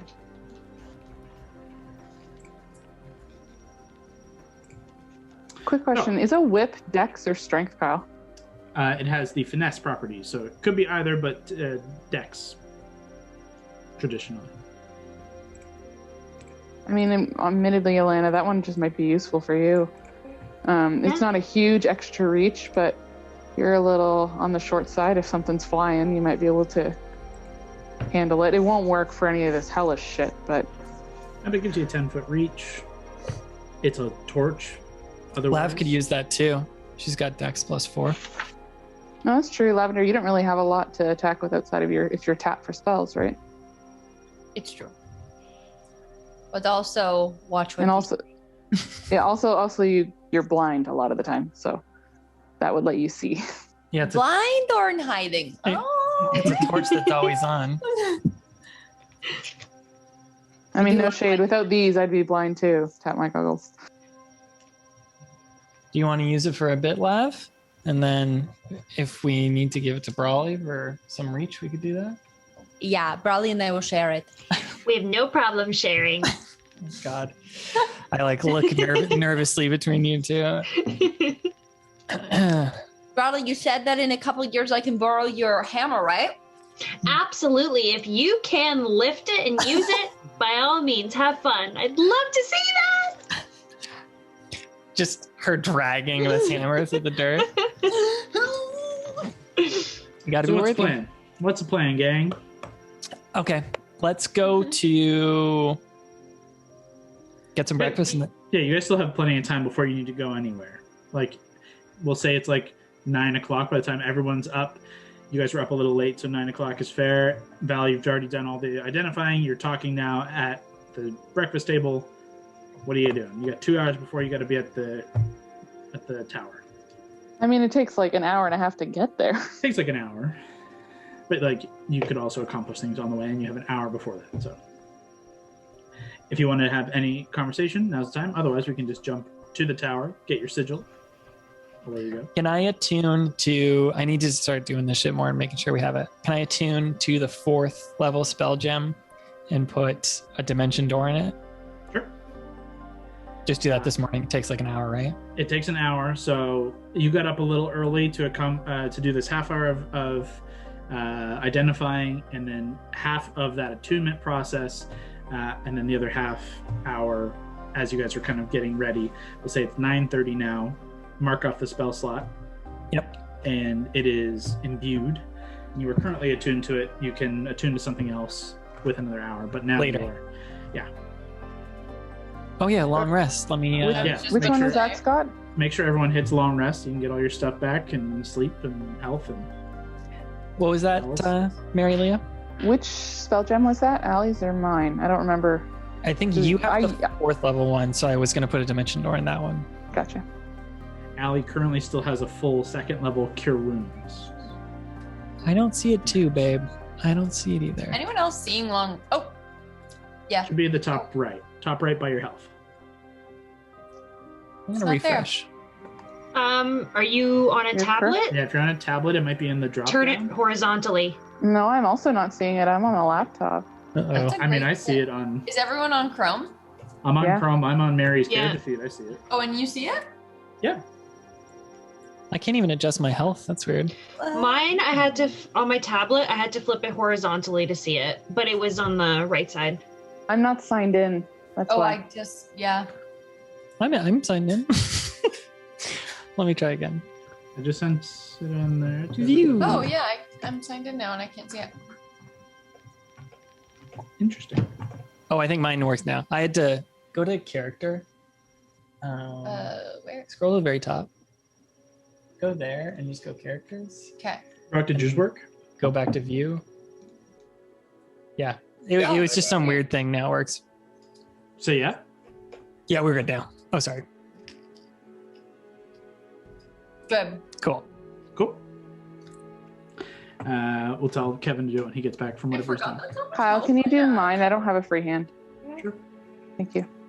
I Done. could do it on the tablet, but it's way over there and I can't reach it. I will. I'd really just Give reset this- your health. I'll give the stone to Mary, the dimension door gem. Sure. If there's nothing else, you guys can just do a quick jaunt up through the upper Arendelle streets and head on to the tower. Not that we need to do this now, but let's just keep in mind we have that one scry a day option. We have lots of people we probably want to check in on now and then. We don't have Yep. to do this now, but at some point we should try to, over the next few days, make a list. You have scries, you have legend lore, you have all these I thought of a good legend. rituals that you could be popping if you want to do it. You did to do all the identifying stuff, so keep those things in mind for this, not downtime, but this like time when you have free time. But anything? Or are we good? Nope, that sounds good. Let's roll. As you guys take off. As I said earlier, it is bright and early. It is cool, but not as cold as yesterday. And you guys begin to make your way through the Upper Arundel streets, back through the castle gates towards the College of Whitethorn, the Tower of College of Whitethorn. Make your way across, and indeed now you see there is a door set within the front of the tower where there was just stone. Oh, that's much nicer than having to figure this out. Go up to it, give it a little rap. Much simpler. As you knock, you hear there's like this faint kind of chime you can faintly hear through the stone and the wood. And a short minute or so passes before the door opens, and you see before you Arthur in his full robes, the white and kind of blue and gold robes of the college, the proper kind of attire that you saw him wear the evening of the dinner you guys had a couple nights back, looking much more prim and proper than last night's battle-ready attire. He greets you warmly with a smile. Says, very prompt of you. You guys seem the sort to be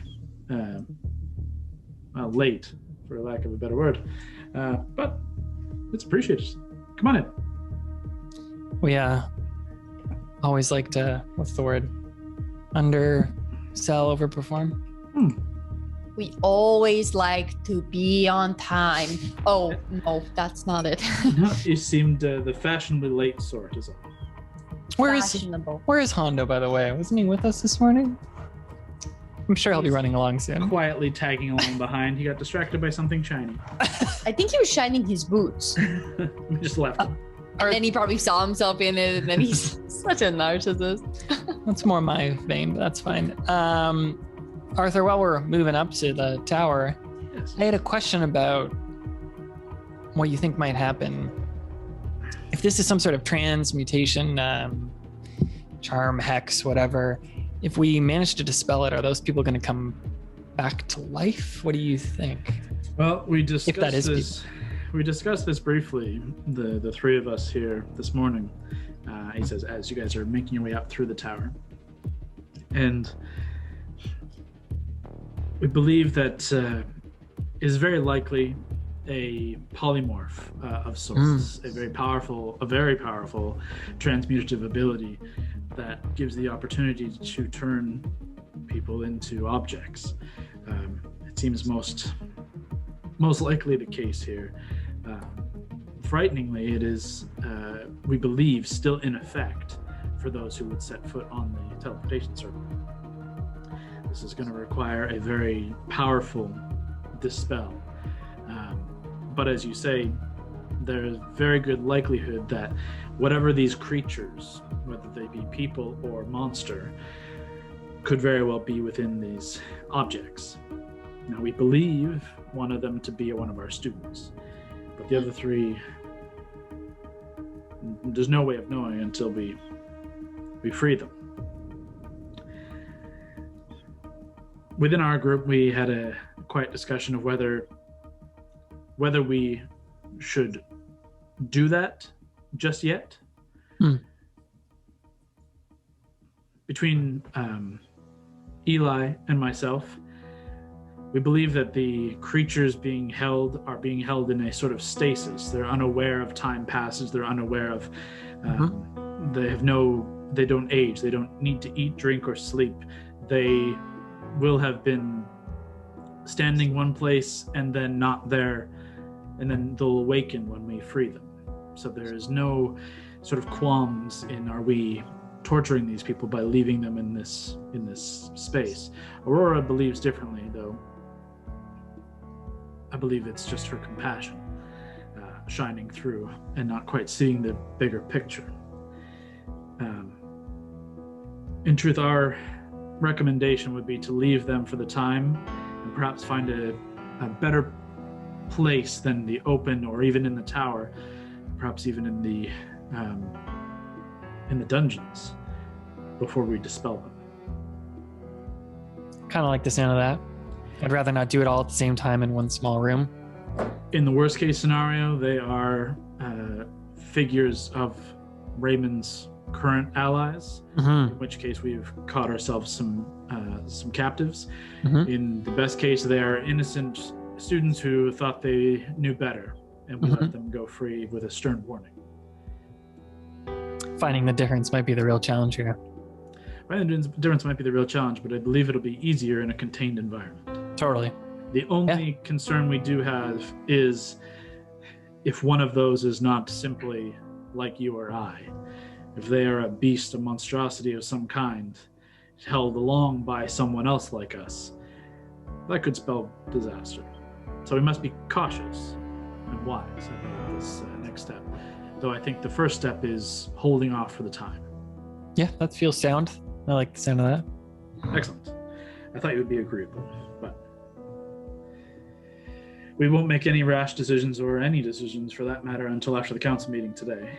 But we happily, as you guys have made your way up through the first couple of layers, you notice transitioning from the kind of foyer to the cafeteria and kind of lounge area to the study area.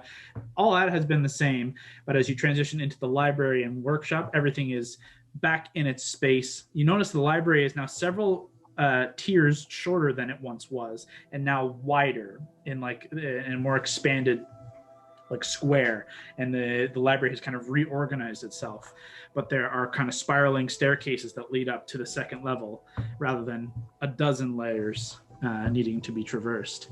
And Arthur leads you up through a familiar door that once threw Hondo into the plane of fire, now into just a simple stairwell through the residences and back into this teleportation wing / headmaster's kind of foyer, entirely bypassing that open cavernous space, whatever that was. Do we keep going up, or he's just kind of giving us the tour right now? He's stopping here as the teleportation wing is on this floor. So, do you think we'd be able to get this teleportation circle up and running without dispelling those individuals? I believe we could remove the individuals. I don't believe it's localized and holding them while they're there. I believe they've been trapped now. I see. We can move them unfortunately, as objects. We'll do it with utmost care. But I believe the trap laid by our former master is in play, and that will have to be dispelled before your sigil could be scrapped. Okay. Yeah, let's do that then. Let's work our way in. Eli and Aurora are elsewhere for the time. I assume someone in your party can aid me in grabbing hold of these things from afar. Yep. Kind of begins to conjure up a mage hand. Yeah, I do the same. Short amount of time, you guys scoop and clear with no issues. These things just kind of slide off. Arthur kind of lays them out on the table in the kind of foyer area. As objects, nothing seems to change. He looks to you and says, Can I ask one question? Sure. Is it possible to use perception or insight? It's such a long shot. If any dust has settled on one more than the other, to see if one's been there longer than the others? yeah, if you want to make an investigation check. No, it's a natural one. Yeah, that's not your forte. And honestly, it's very difficult to tell because it doesn't feel like there's any dust on them at all. I think Auric would have messed it up too, because she perched on the top of one. No, this is down below now. But I'll blame it on her wings, flapping the air. Auric, God. Yeah, unfortunately, there's no obvious signs to give you an idea of time. But Arthur kind of looks to you and says, I don't know if any of you have the ability to take a crack at this. In truth, I would prefer if Eli was here for his expertise. I can call upon him if any of you don't have it readily prepared to dispel. To get rid of this? Yeah, I believe it will be a dispel magic spell. Is Mary the only one who has that? I don't have it. Does Gordo? I don't know. Gord, do you have dispel magic? Let me check.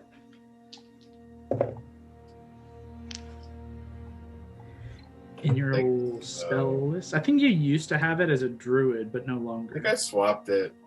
Yeah, that's sorry. I can remember. Is Mary I think- here? Mary's on BB, but I think she would do it. Yeah, she'll go in and give it a shot. Is this something I can inspire her for? Does that work with this sword? Okay, Yeah. I'll inspire her. As far as I understand, it does.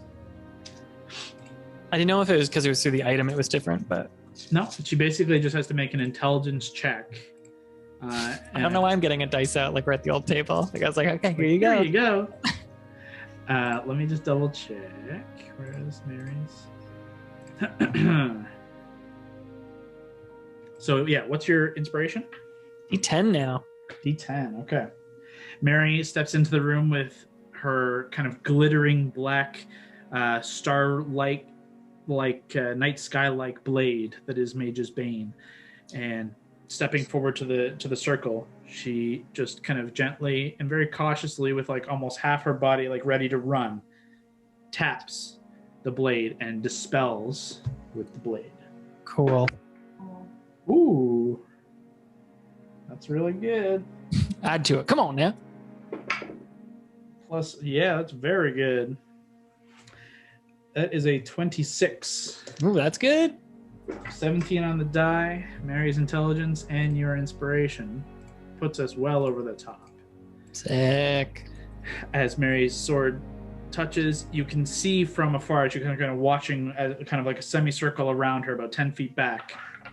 You guys see where the sword taps, and the spell kind of shimmers down the blade, and it just splinters out, and what seems to be on the floor, this shattered glass effect, then just kind of erupts, holds in the air as kind of still glass and sand frozen in time before falling and dissipating away. Love.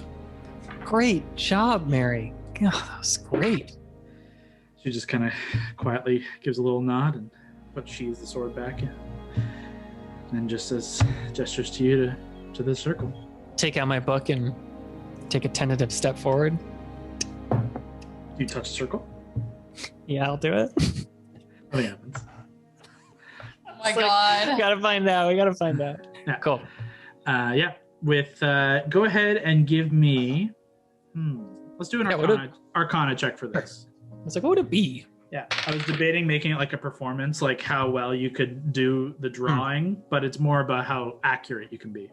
So 8 on the dice, but I add 12, so it's 20. Perfect.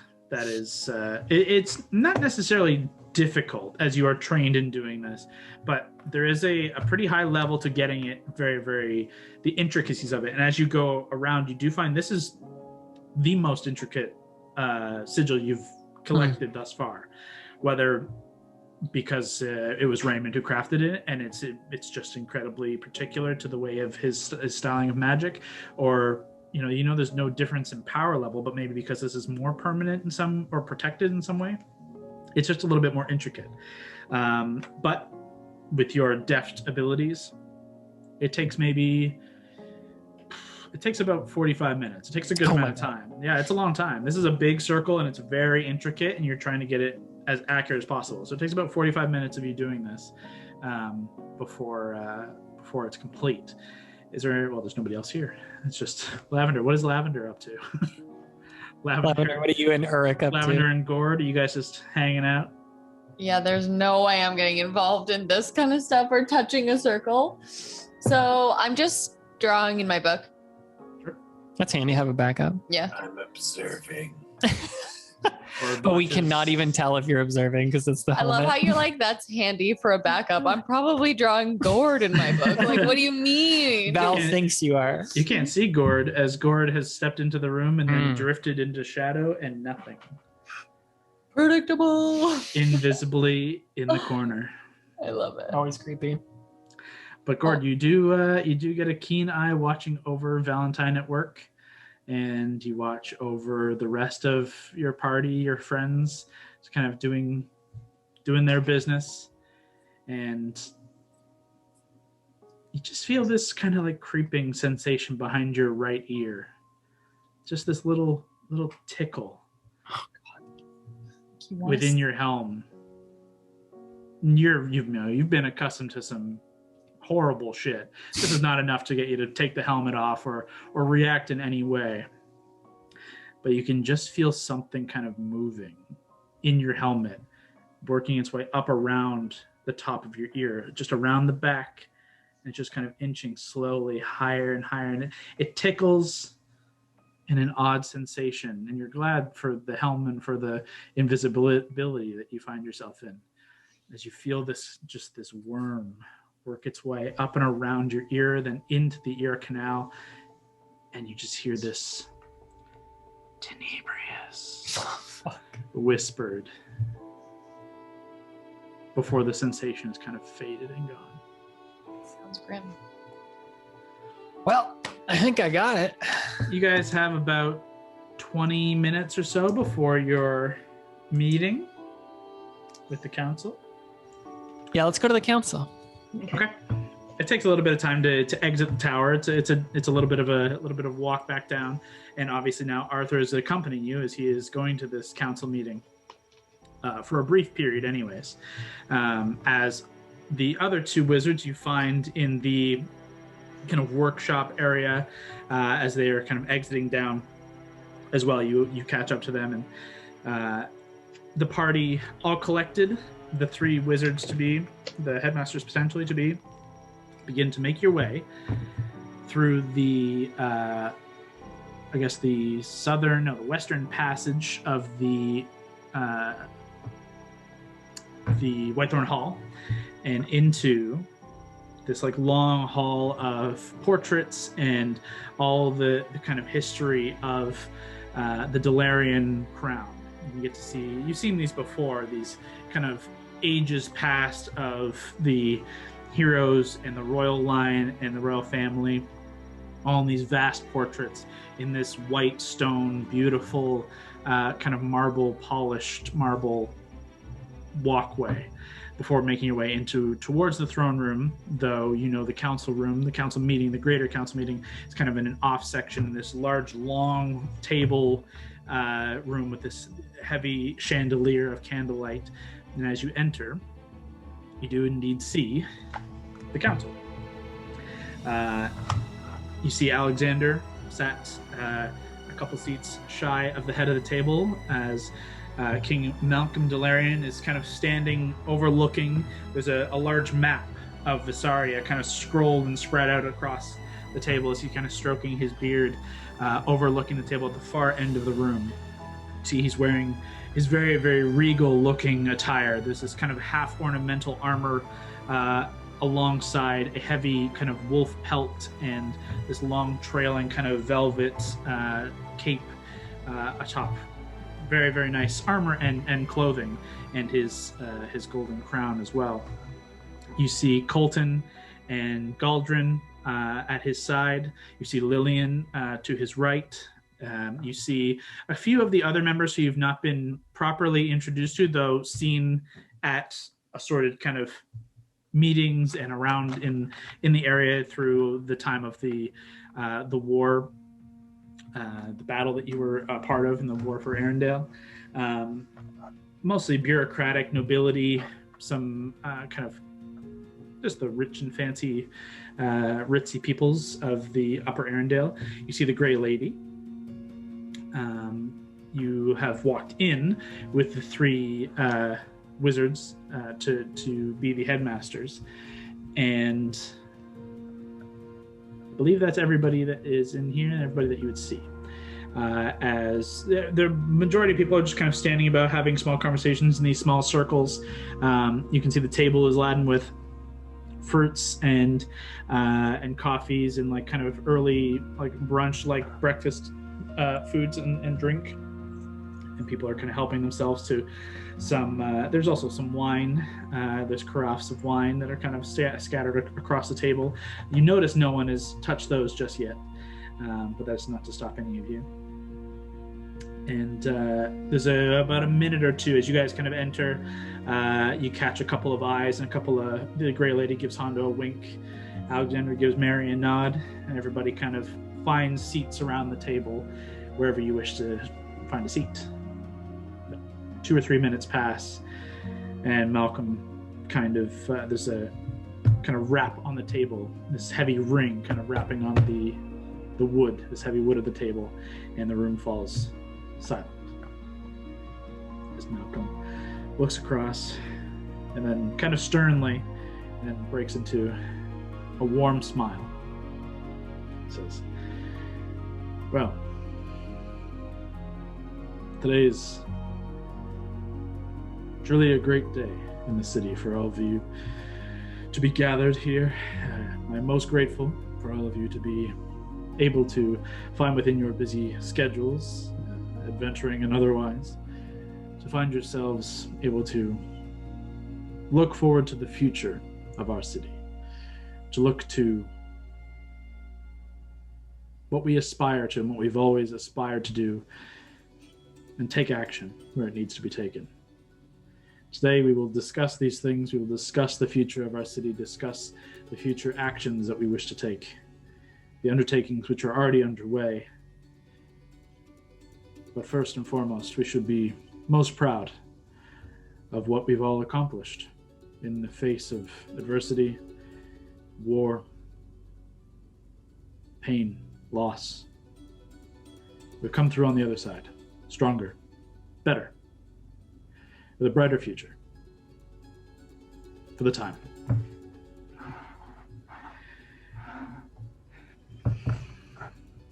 First and foremost,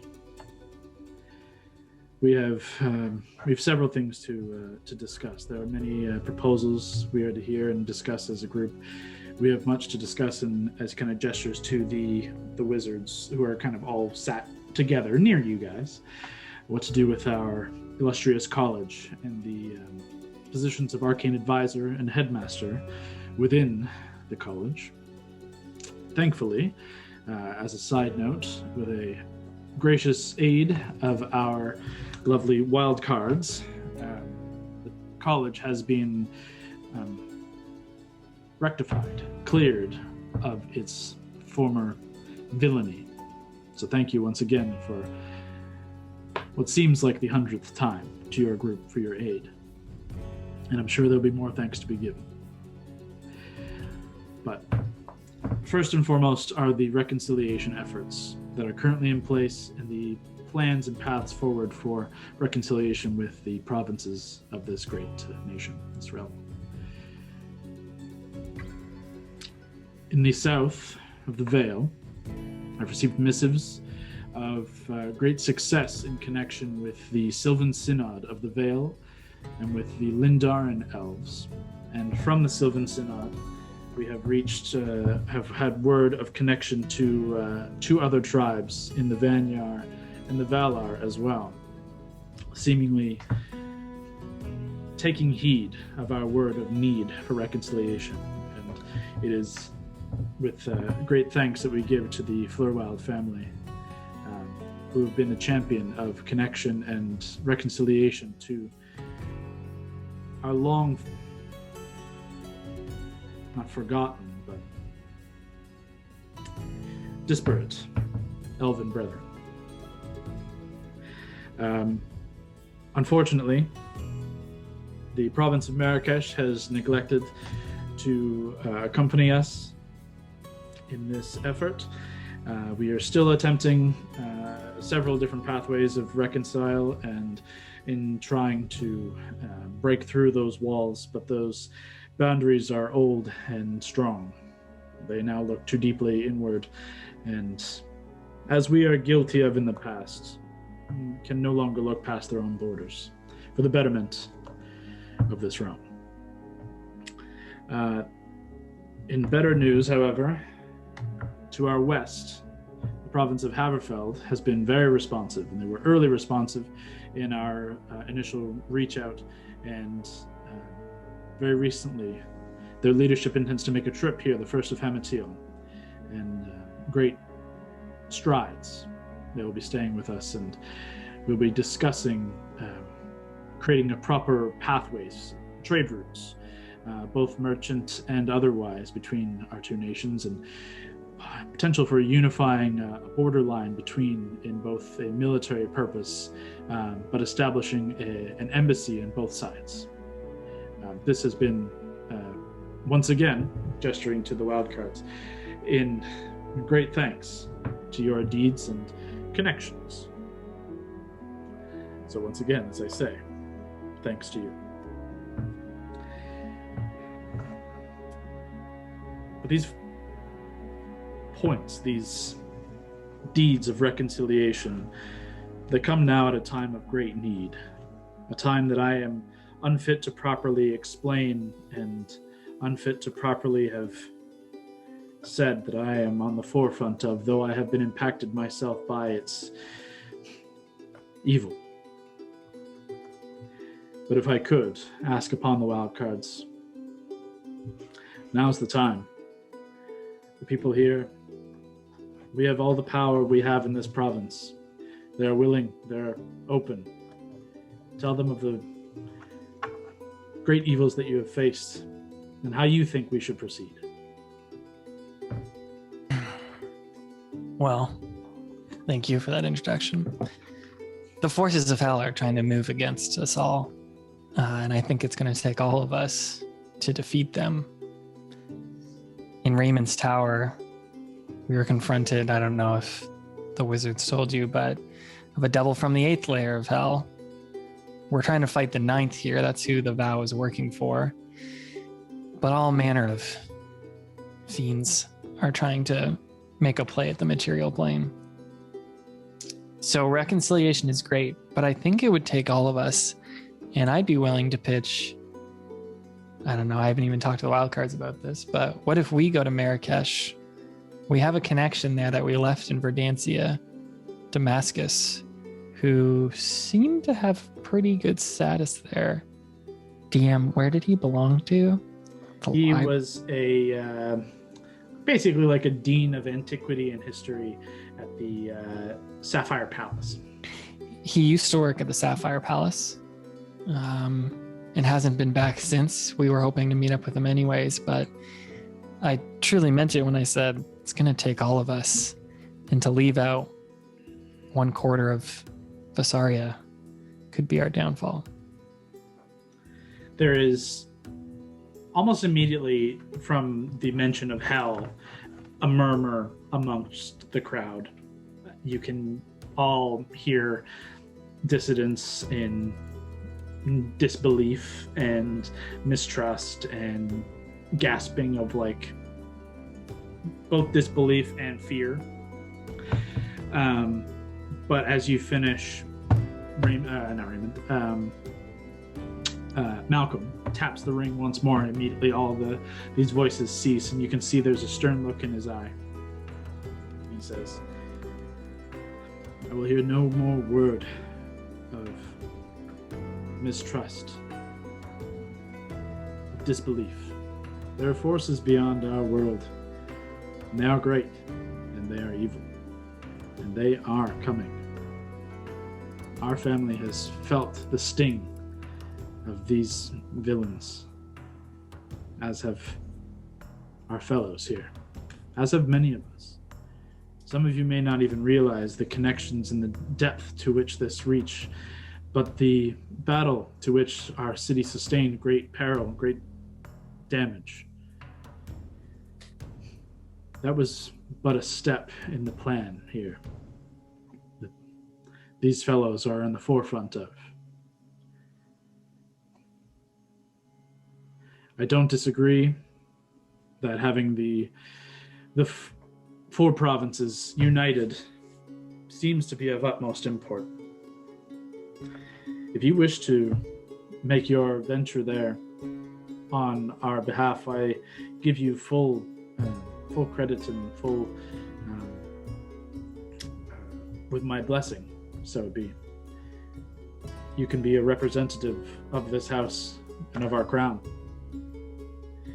If that's where you believe the solution truly lies. I think it's worth a shot. I think we have to see how many people we can unite together for this final fight. which is coming. The next full moon is where this will take place. That is one of the advantages we have. We know where their forces are going to, and they're going to Casterion. Colton kind of sits forward and looks to you and says, "Pardon, Valentine, but I fought alongside you. I know how strong your group is. You're not going to find a fight in Marrakesh. You're going to find political discourse. You're going to find talk. You're going to be trying to sway the opinions of stubborn individuals. You know that's not where your talents are needed. I would offer," and gesturing to the council, "I go to Marrakesh. If anyone of this council has the right to be the bearer of this missive, this message, it's one who's been bit by the vow, walked away, and is a true part of this family, true part of this city, and one who isn't on the forefront of this fight just yet. But I have a stake in it just as well. And I won't be going alone." He kind of taps Galdrin on the shoulder, and Galdrin just kind of doesn't do anything, but he just kind of nods slowly. He just looks to you and says, "There have to be bigger things that you're needed for. This can be our part." If you could get, I appreciate that. That'd be great. If you could get a teleportation circle set up there, just so that we could quickly get there if we need to figure out more of this, that would be amazing. Even if they're not willing to listen to you about joining this fight, just to get that small line of movement open would be amazing. Alexander kind of sits forward and just says, "Marrakesh are notoriously stingy with giving out their arcane applications. But I think we have some inns in the city that could prove useful. We could find a path, as it were." It's admittedly a long journey, but a nod to the group. We might be able to get you closer. At least help in some small way. We might have business that direction anyway.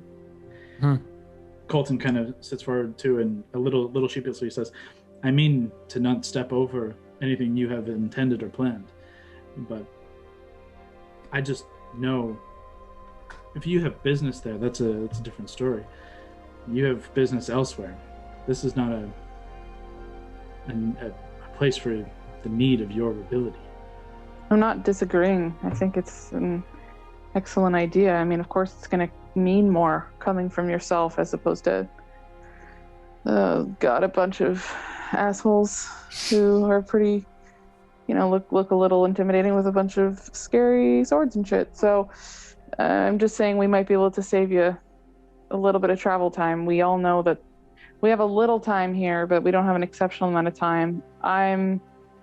Look to Valentine. Valentine did mention that this is all going to happen in Casterion, but this is not the way this is working. That is not a one-time thing. That is something that we're going to have to continue to hold, a line we're going to have to continue to hold until we can't hold it anymore. I'm not confident that we can hold that line forever. There's going to be more coming after that, and that is going to be where everyone is absolutely going to be impacted. That's why I think we have to figure out how to break the wheel, to stop running it. We need to figure out how we can prevent this monthly fight from taking place. Alexander kind of sits forward with just a faint hand, just no disrespect, Valentine, but could you explain what this is? We're at a little bit of a loss, a disadvantage. You've experienced it, and I've heard bits and pieces, as we all have bits and pieces, but the greater story, the greater purpose, how do we break a wheel if we don't know its purpose or the axle that it sits upon? There were 4 seals keeping hell from taking over the material plane, from keeping the 9th layer of hell and Asmodeus from making the material plane the 10th layer of hell. One by one, those seals have fallen, and we've tried each time to prevent them. The 3rd seal fell in Haverfeld. The Red Mains were tied directly to it through evil, dark magic going back to much of their lineage. So this 4th seal was the last stand. It was the last one to prevent hell from coming here. And the specifics are, it's about a keeper's scythe and a sacrifice to the Raven Queen to prevent this 4th seal from breaking. Someone has to sacrifice their life willingly to prevent this scythe from entering our world, being wielded, and then shattering this seal and opening up the material plane to hell. Again, there is like a immediate kind of dissonance of like now a lot louder and more aggressive at the thought of life sacrifice and just throwing away anybody's life for this purpose. But again, Malcolm taps the table, kind of gestures for you to continue as everyone is silent. Valentine was like, no, you won't do anything crazy. That's it though. Our final fight, Raymond. Who's that asshole who we've... Egoth, thank you, Mary. Egoth, Throatier, a tiefling who we've fought in the past, all showed up, brought the armies of hell with them, and we were able to fight them back. With the Valar elves, mind you, the Valar monks. But there was, what, a dozen of us against a tide of evil? The Eldrazi, devils, the Revenant Vow themselves. So we need help. Whether that is doing something at that ritual to stop it from taking place ever again, whatever it is, we'll definitely need backup at this next full moon. Malcolm kind of stands a bit and says, we have forces we can provide. Our reconstruction efforts here and the relocation of those from Rope Point is more or less at an end for their involvement. We obviously still need to keep a core close. We never know when another may take advantage. We need to be protected and keep our citizens safe. But this is doing the same. Our main issue, truthfully, our next full moon, I don't know that we could make it there in time with a large enough force to provide. In truth, I don't know how soon we have. This is just kind of a quick look around of the table as people are talking about like 30 days, 36 days, something in like the range of several weeks. And he says,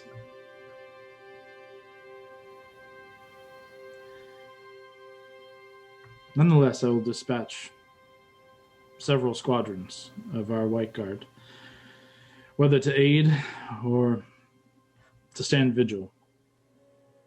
They will go.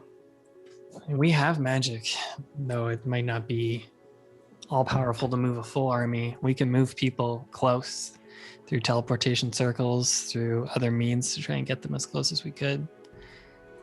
I think our main thing is we need to get stronger ourselves. There are a couple of leads we need to chase down.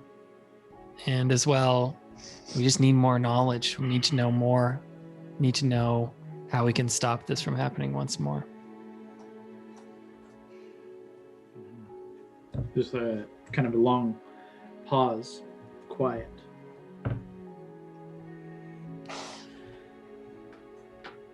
Before Arthur speaks up and says, I don't know divinity very well. I'm not a man of religion. I'm a man of science and arcana. Perhaps this is foolish, is it possible to beseech the Raven Queen herself? My understanding is her domain is of the Shadowfell. It is not bound beyond a plane in the upper planes or the lower. The Shadowfell and the Fae are one and the same as our plane. In theory, we could walk through, find wherever it is she calls home. If ever there was a time and a place for a couple of assholes to make a good speech, it seems like the place. We've been to the Shadowfell before. We've actually been to a Temple of the Raven Queen. Lav, you weren't there. You would have loved it. I love the Raven Queen. We have a really good rapport. I'll tell you about it later, Alexander. You've seen her a couple times. A little like, all right. That's something we definitely could do. In truth, in terms of breaking this cycle, by the sounds of it, it's an ancient cycle, a ritual of time. Such things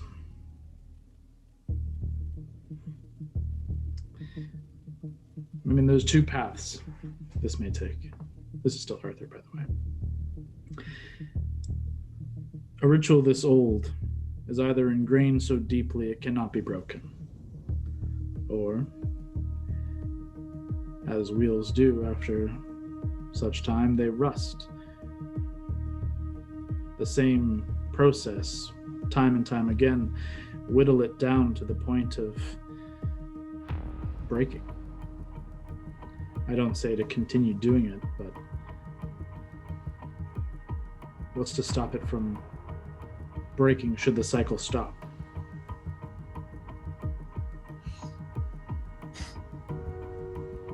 I'm not sure. I wonder if down that line of thinking, we figure out how we could repair other seals, make new seals, and that might take more divinity-esque conversations. Eli actually kind of sits forward to that with like his hands on the table, also still hovering, but hands on the table, leaning forward. He says, "That's an interesting posit. Perhaps rather than break, we reshape this current seal." Yeah. Perhaps it would take much research and time. I don't have any particular avenues to travel, but it is an interesting hypothesis. Could we alter the rules? Could we alter the state in which this ritual is bound? Blood rituals such as you speak, they're connected to other abjuration. They bind things to protect something else. They hold something shut so something cannot escape or something cannot enter. To my colleague's point, breaking this ritual, it's a high risk, high reward move. You let whatever it is break free, but that means you must put it down some other way. Now, I've seen you in action and it's possible you could find a way to do such a thing. You are powerful, I admit, and with some assistance on our end, you may be able to allow this ritual to end and stop whatever it is being bound. But there is a high risk of loss. Altering an ancient process such as this, similarly, has high risk, high reward. One stray moment in the alteration process and the whole thing erupts. Possibly worse than allowing it to break in the first place. You cause it to erupt, and there's a causation and an eruption that harms those of us who are attempting to alter it, as well as freeing whatever it is bound, possibly granting it more strength. There are so many possibilities in 1,000 different ways. No matter the decision made here, no matter the path we take,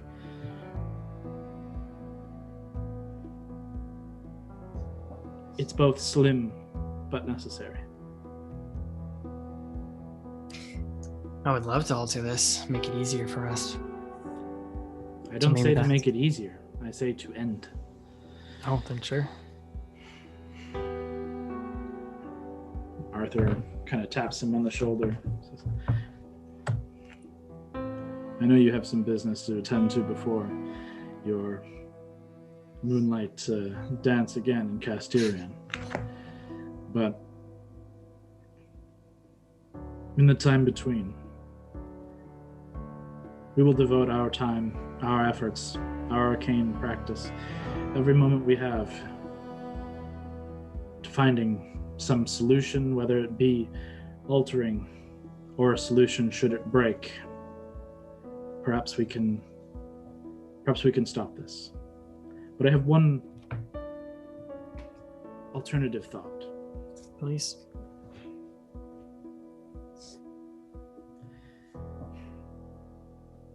My understanding is a little foggy of when the fourth seal, should the enemy win, the fourth seal breaks.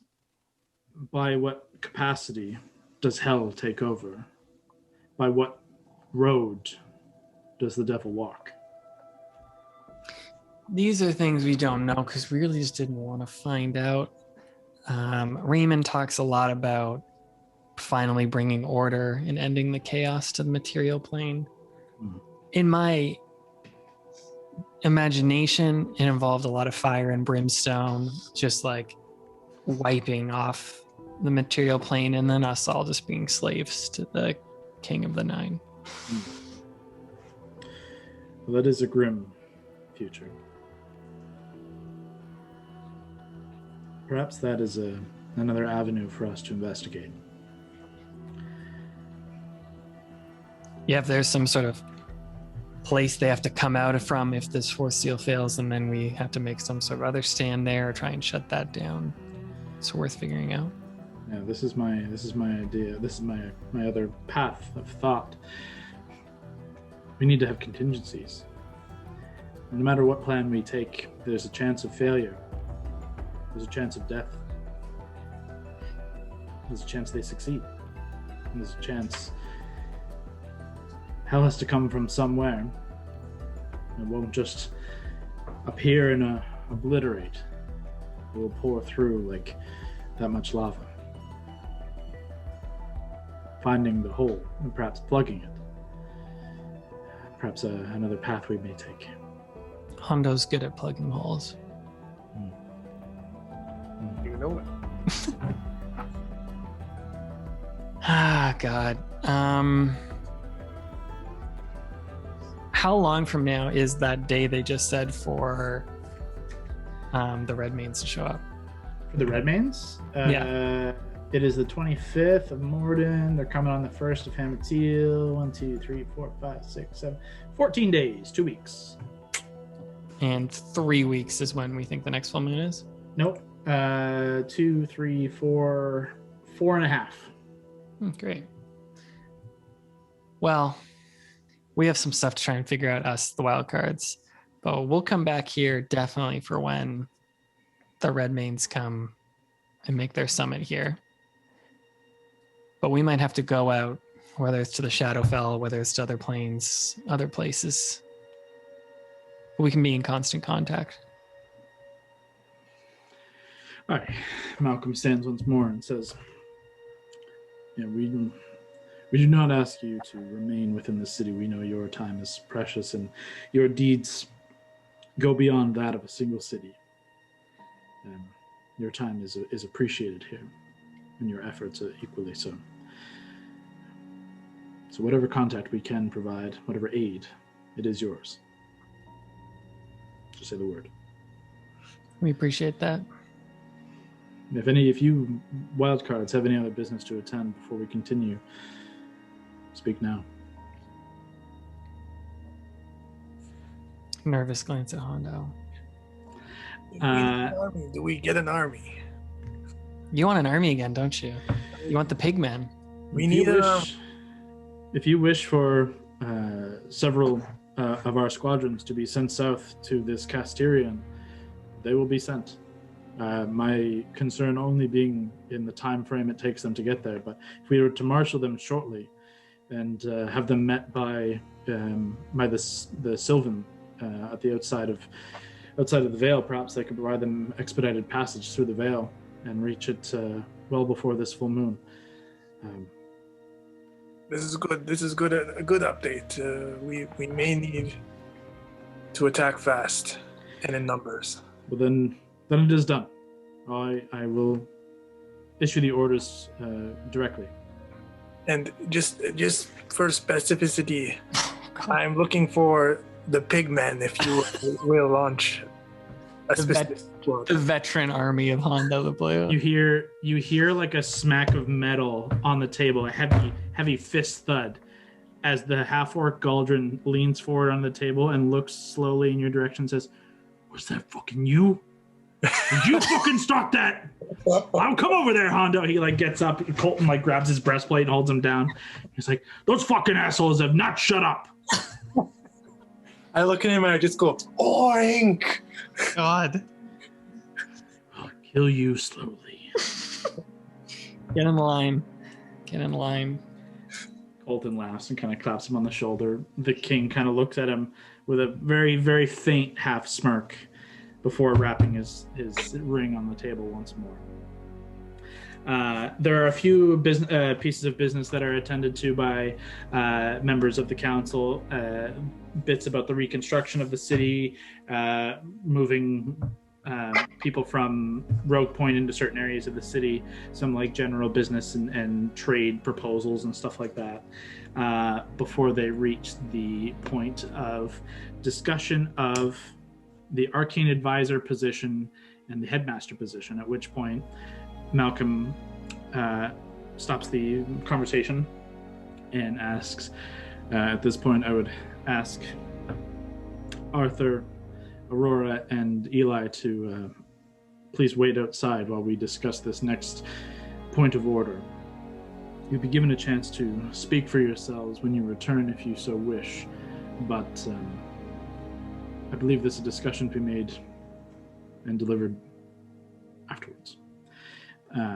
Graciously, they all get up and leave. The door shuts, and discussion returns to the table as Malcolm puts forth who to promote to the two positions within the inner council. This will be the small council. This bigger group that you're within now is kind of the large council of all members, nobility. Like there's like 20, 30 some odd people of like extra people around the city who have high-ranking noble positions, dukes and such, and high-ranking trade routes, stuff like that, business type things. The inner small council is a small group of 7 or 8 individuals who discuss the greater impacts of decisions in the city. The Arcane Advisor, being the position once formerly held by Raymond, and the Headmaster, also formerly held by Raymond, are being posited as 2 separate positions now to be fulfilled by 2 of the 3 wizards that you guys have been adventuring with the last day or 2. Arcane Advisor being obviously second to the crown, Headmaster being like tertiary to advising council and focused more on school and the training of the students there and of the kind of keeper of lore and arcana within Arendelle, while the Arcane Advisor focuses on the kind of bigger picture. Please make your calls. Who do you think? What's going on? What do you guys think? I kind of think we really liked Arthur. We gave him the ring. I'll say this more professionally. When we were in the tower, Arthur seemed to show the most valor, the most, frankly, disgust for anything nefarious Raymond was doing. So knowledgeable. I would personally, just as Val, not as a group recommendation, but I would put him forward as Arcane Advisor. And then I think I would say Eli for Headmaster. He's just so brilliant. No shots to Aurora, but the further we got into the tower, the further down the rabbit hole she realized this Raymond stuff was going. She kind of wilted a bit. It seemed like her heart was kind of sucked out of it. Other wildcards, what did you think? Yeah, I agree with you. Honda, you gave Arthur the ring very flamboyantly. Perhaps you were out of it because it happened when you weren't here, but you were very adamant about liking Arthur. You still stand by that? I gave him the ring, so I have to stand by it now. I like that commitment. And I mean, I kind of overheard Aurora talking to Mary, and she even said something like, my heart's not really in this anymore. So I feel like she'd still valued member of the school, but perhaps not promoted to one of these titles. Alexander kind of sits forward and says, I concur with the idea of putting Arthur in place as advisor. I believe Arthur is a wise mind, a tactical mind, and one that I would be happy having in a fight beside me. And that is the kind of position I want an arcane advisor in should things go sour in the dead of night. As for the headmaster, I actually disagree. I think Eli has proven to edge towards the same path that we've seen fail before. Eli holds too much of a chip on his shoulder, too much of a desire to prove himself and to get power as a result. We've seen how that's played out. I think Aurora has a truer heart, maybe a kindred spirit to some of our students who hope to seek a brighter future. That's my vote.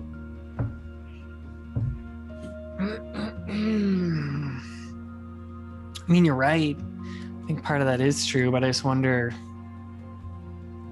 is this the teacher we need now? This isn't a brighter future kind of moment. We need help. We need people who face the cold realities of what actually is happening. No offense to Aurora, but it got pretty spooky at the very, very top of this tower. And you can hear her whimpering outside in the hall. It's very similar to how she was up there. It's disturbing. It sounds like she acted like a total baby. Like a small baby child. He's eating and he's being very noisy. Maybe a month old. Mary, what do you think? Admittedly, I mean no disrespect to the king. I have a hard time with the notion that any one person, just considering what we've seen so far, that we were, lack of a better term, put all our eggs in one basket, put all our trust in one person. I understand this is putting two people forward, but I personally don't believe that. I understand there's a ring involved, literally controlling the tower. Could be a potentially a completely different question.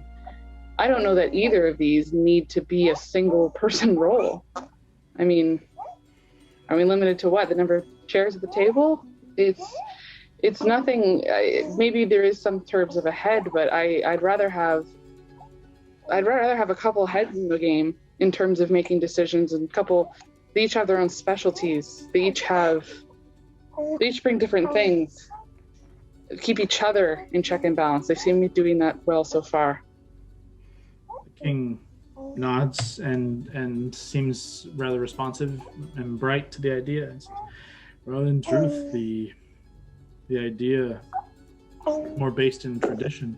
My initial change from a single position from headmaster and arcane advisor to split the role, perhaps that doesn't go far enough. Perhaps Mary is correct. This is a committee, not a single voice to be heard. I like the council idea, mainly because it's easier to weed out the thorns and the weeds, literally, in the group. No, that is a fair point. It doesn't leave us hanging in the lurch should someone prove untrustworthy and in need of routing. A council would have spotted Raymond like that. Well put. A wise point. If you still wanted titles, you could do Arcane Advisor, Headmaster, Headmistress. Either that or it's like a rotating situation. I mean, admittedly, having all three of them at the table and in potential meetings could have its own merits, or a rotating group. I don't know. That's the specifics are for people, greater minds than mine to decide. I'd rather not one person hold all the power in either of the situations, to be quite honest. I concur. Then I believe this is our vote. Rather than who goes where, do we attempt to try and keep a one or two individual head, or do we make this a decision by council? If you wish to vote for council, say aye. Aye. Hondo, say aye. That's what you wanted. I There is a pretty resounding aye from much of the greater room, in as well as the king, Alexander, Colton, notably Galdrin doesn't, but no difference. Lillian, and Ophelia doesn't as well, which is not particularly of interest, but maybe someone finds it interesting. And then the vote for the other side goes notably quieter, to which the King, Malcolm, says, then it is agreed. The position of Arcane Advisor, Headmaster, and Headmistress are more or less absolved. And we return to a three-party system in which each have equal say and equal stake in advising the crown as well as tutelage of our bright future. A triumvirate, if you will. Interesting name. It's worked in the past. Their robes are the robes of the triumvirate. Oh, sick. I already did it so long ago. I knew you guys were going to do this. That's great. Dope. They're brought back in, and you can see as the decision is passed forth by Malcolm and explained to them, they're all quite pleased and proud, if somewhat a little surprised, but happy. They all win. Congratulations. Arthur does put forth the ring on the table and say, it was granted to me for the purposes of clearing Raymond's misdeeds. It could be a rotation between the three of us. It could be designated as someone not within the tower. If there's someone who should be a third party from us entirely. But I leave it to the king. To which Malcolm looks and says, for the time, a rotation. But in time, we'll have individuals one made for each of you. Oh, in kind. so nice. Arthur takes it back for the time. Can I get one of those rings made? Just No. Okay. No, he doesn't even look at you.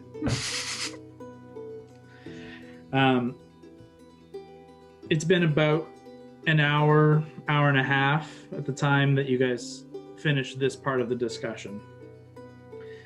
And to which the king says, I believe we have talked to death all that we can today. We still have much to accomplish. There are many deeds to be done in the city, greater deeds to be done beyond.